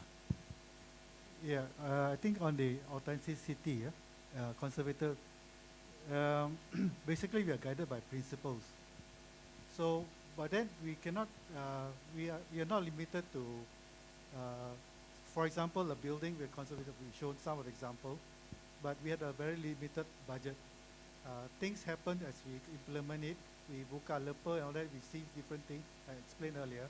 Then this one, the new thing, you resurface again, cleaning, costs you extra money, which eats into your tender cost, allocation, whatever. So what are you going to do about it? The rest of the work is not, you can't just unfinish it. So you have to stop somewhere because the budget is so much only. So it's not difficult, imposition to the conservator or conservation work that it must be, no, it's not. You can then, earlier I show you that some of the document prepared by experts, that you can face your order of priorities. Your priorities first. So do the one that is going to damage the building, those are the main priorities. water intrusions, structurally affected. Those are your priorities. The rest all are not priorities, which can come under second phase, third phase later on. It's an ongoing thing. So now what happens is that the windows are different. Now, of course, the principle of authenticity comes in. The NARA document says so. So we adopted that worldwide. Now, if you cannot do it, then you can do a replica. That's why the recording is very important. The recording say this is original, elevation, or this is substituted new one. So you put in a little mark in it to say the new one. For example, the brick wall you saw, those are already damaged. Some only, not all. So you're going to take up specifically those bricks carefully, and then you replace one. But you may put in a little brass pin in it, or a little mark in it, to show that these bricks are new. So when future people come in, then they understand where. Now, I'll give an example. If you have been to Borobudur, go and train there, I know. You go to Borobudur, you see some of the stones, they have scratches. Some of the stone blocks have scratches. Those are new, because they couldn't find the original stone yet. So in the meantime, they just fabricate one, knock out one, but they scratch it. So you can tell the new and the old. So any rocks, then you say, these are new rocks. The one without the scratches are old rocks. So the same principle applies if you do it. So you can do a new thing, or the other way, we do something very new, especially building. You do something very new. For example, like Central Art Center. The YTL project, they did where they can conserve the new one. They put in steel and very high tech looking. So at the approach, you can see the new and the old. So sometimes because we lost documentation, so we cannot assume. You see, the last thing we want is to assume is correct. So we do something new. So sometimes in the future, a researcher somewhere in archive somewhere have photograph of it. This is the original we have. So then they do it accordingly. The next change, they want to go back to authenticity, they have now other bukti. Then we will revert back to the originality of it. Other than that, we do not try to make look alike. Then you confuse people. You shouldn't confuse people. So you put a mark there, if that's the case. You want to something, otherwise your window looks funny, isn't it? So you put mark, same, but you put a mark that these are new windows. Then you record it down.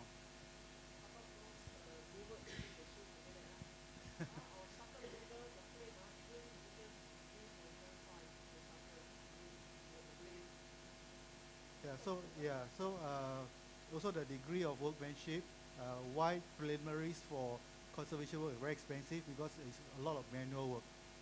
It's not like even hacking the kikis also we use hand or kikis. It's where the workman cost comes into play. Even sanding also, I was surprised one time they used a mechanical hand sander. Shouldn't, because if it's unskilled, you just a little bit already, you have a scar already.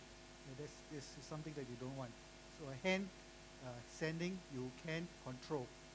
Although it takes a long time, so this is the thing.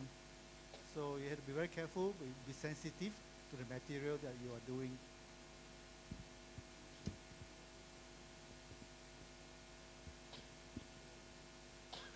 June is saying, tambah adik, we need to promote these skills, work sustainable skills. We are losing out on these skills now, the traditional skills. So we must train them at vocational school to train some of these skills, carpenters, joineries, and all that. Dipersilakan. Kita masih ada sikit masa lagi untuk soalan-soalan lain. Ya, silakan.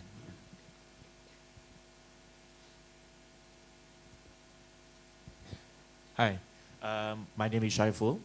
I have one question.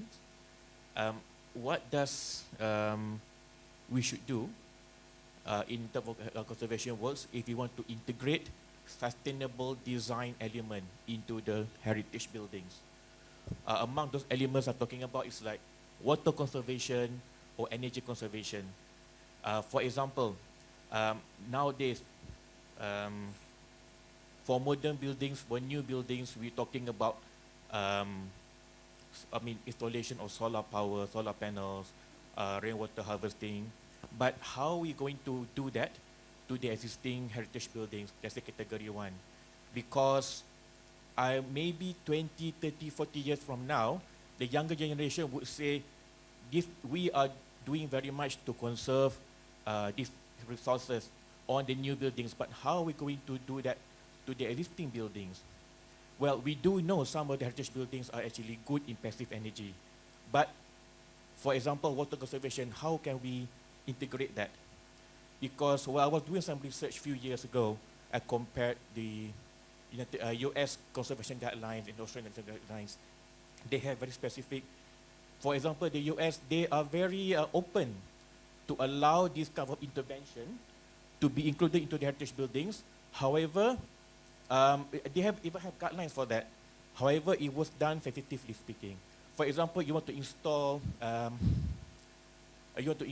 solar panel.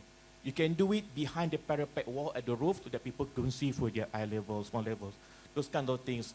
Okay, so how does this, in your opinions, how can we integrate that into the guidelines? Number 2, another question is a simple question. We're talking about Stadium Merdeka just now. We're talking about how it was underutilized. Okay, so let's say for the current practice, current usage, most of the stadiums that we have right now, they have covered the entire podium to protect the spectators. Yeah. So if we want to utilize that, I think one of the examples is how we want to address that issue of exposure to the weather. Whether it can be a reversible type of intervention or not, something like that. Thank you.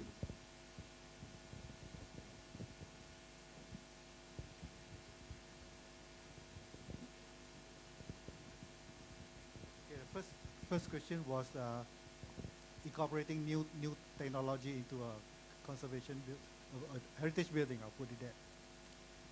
Okay, primarily we have a lot of adaptation of old buildings to new uses, like the offices and all that, old town, this is a shop lot and all that. Now, if you go by principle authenticity, so we try to minimize intervention as much as possible. That means that it doesn't mean that it's cast in concrete that we cannot touch it other than that. No, you can. So you don't do things like you chase it into the wall, for example, any piping or that. So it's all surface running. But you don't hack a hole to punch through. You hack you what you call that? You drill a hole. Core a hole for the pipe to go through. You don't use a hammer and get the worker to have to damage the wall. So your core is clean, and you don't disturb vibration to other things because it may loosen up a lot of things. So you use something like core and then you punch through. That's fine. So, and also you don't use things, chemical or any other things that may be reactive to the native material that is there.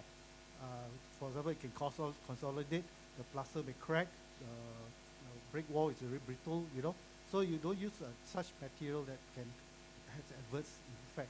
So you need to know what is the best to handle that.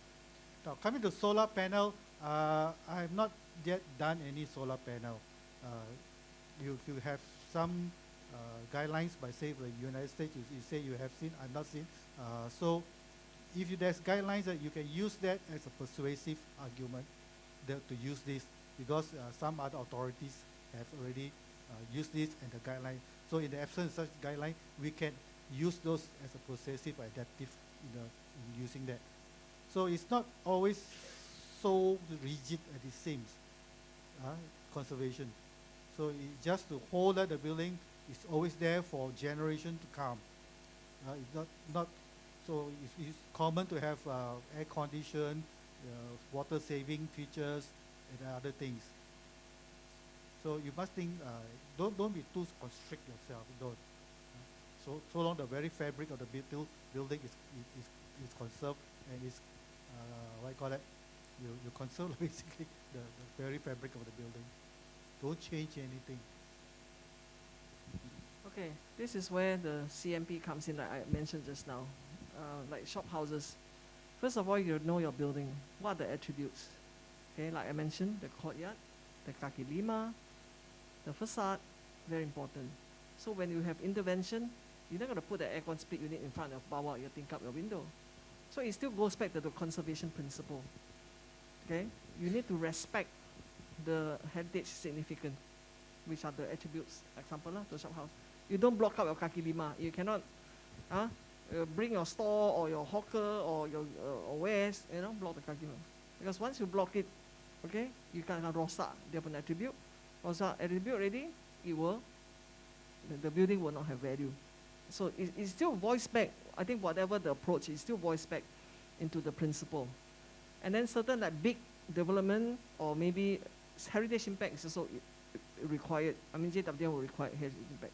Like you mentioned about the solar panel. Yeah, we also recognize about modern invention technology, like what the US guideline through. When you do a heritage impact assessment, remember I mentioned about visual, value, aesthetic, all those things. You have to see where your key view is for your building, the importance of the roof, where it faces. So if you hide somewhere that it doesn't have this visual impact or any other scientific impact maybe to the building, then you can at the discrete way. Like Stephen was saying, cabling or wiring, all this, that one is I think it's a good practice to do it exposed. Our piping in even your own house, okay, hiding pipings, you get leak, you get big headache. So let us promote, okay, exposed piping like this building. It's cleverly done. I mean, the sealing, all the mechanics, very, very well done. So it's easy to assess. My next renovation for my house, you bet, rip up everything, or it's going to be exposed. I mean, we are doing for client as well. So I think it's very important. Again, it goes back to principle. And what are the impacts? Then goes back to the CMP, the policy. So like the policy will say, okay, this shop houses example, I think DPKR also have some guidelines like that. Don't block the kaki lima. You cannot touch the facade. Because why? We want to retain the value of the heritage. That's all. Okay. I think our timing is just nice now to end off, and please give a big round of applause for both our presenters. Okay, so just a very quick wrap up. Both have mentioned about principles. So the principles are very important, and where can you get these principles? There are quite a lot of international standards and conventions. If you are going into conservation, you need to know the Venice Charter of 1979. You need to know the Burra Charter of 1964. Venice Charter 1964. Burra Charter is 1979. And then, as Stephen mentioned, the Nara document on authenticity, 1994. All these things that we conservation practitioners have to know. And so something for your homework reading later on, yeah? And so after this, we will have our lunch break, and we will be back here at exactly 2 p.m. For Muslims.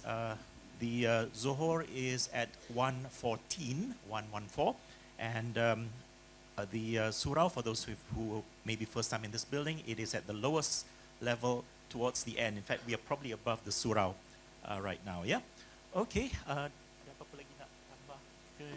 Interrupt sekejap. Yeah, Okay, silakan. principle of conservation can be found in Garis Panduan Pemeliharaan Bangunan Warisan, yes. Jabatan Warisan. Yes, So it's a we very have good our document. own local, certain points of that are quite similar to Bara Charter, but you can easily access it. The Yes. book is bilingual. Go to Jabatan Warisan, the BM and English Yes. is free. Yes. Thank you so much, Jun. Actually, I did the translation and I forgot all about it. Okay. Okay, so yeah, we just, yes. For those who are interested in the Bagas Zakaria expedition in January, that's the QR code for the registration, but you can also register on paper at the desk in front, yeah? And we do hope to have a very good participation. I think Datin berapa banyak yang selalu 20 kan? Itulah only 25 slots are available because that's the number of beds available at the traditional houses. Okay? Okay, so silakan lunch kat atas kan? Lunch kat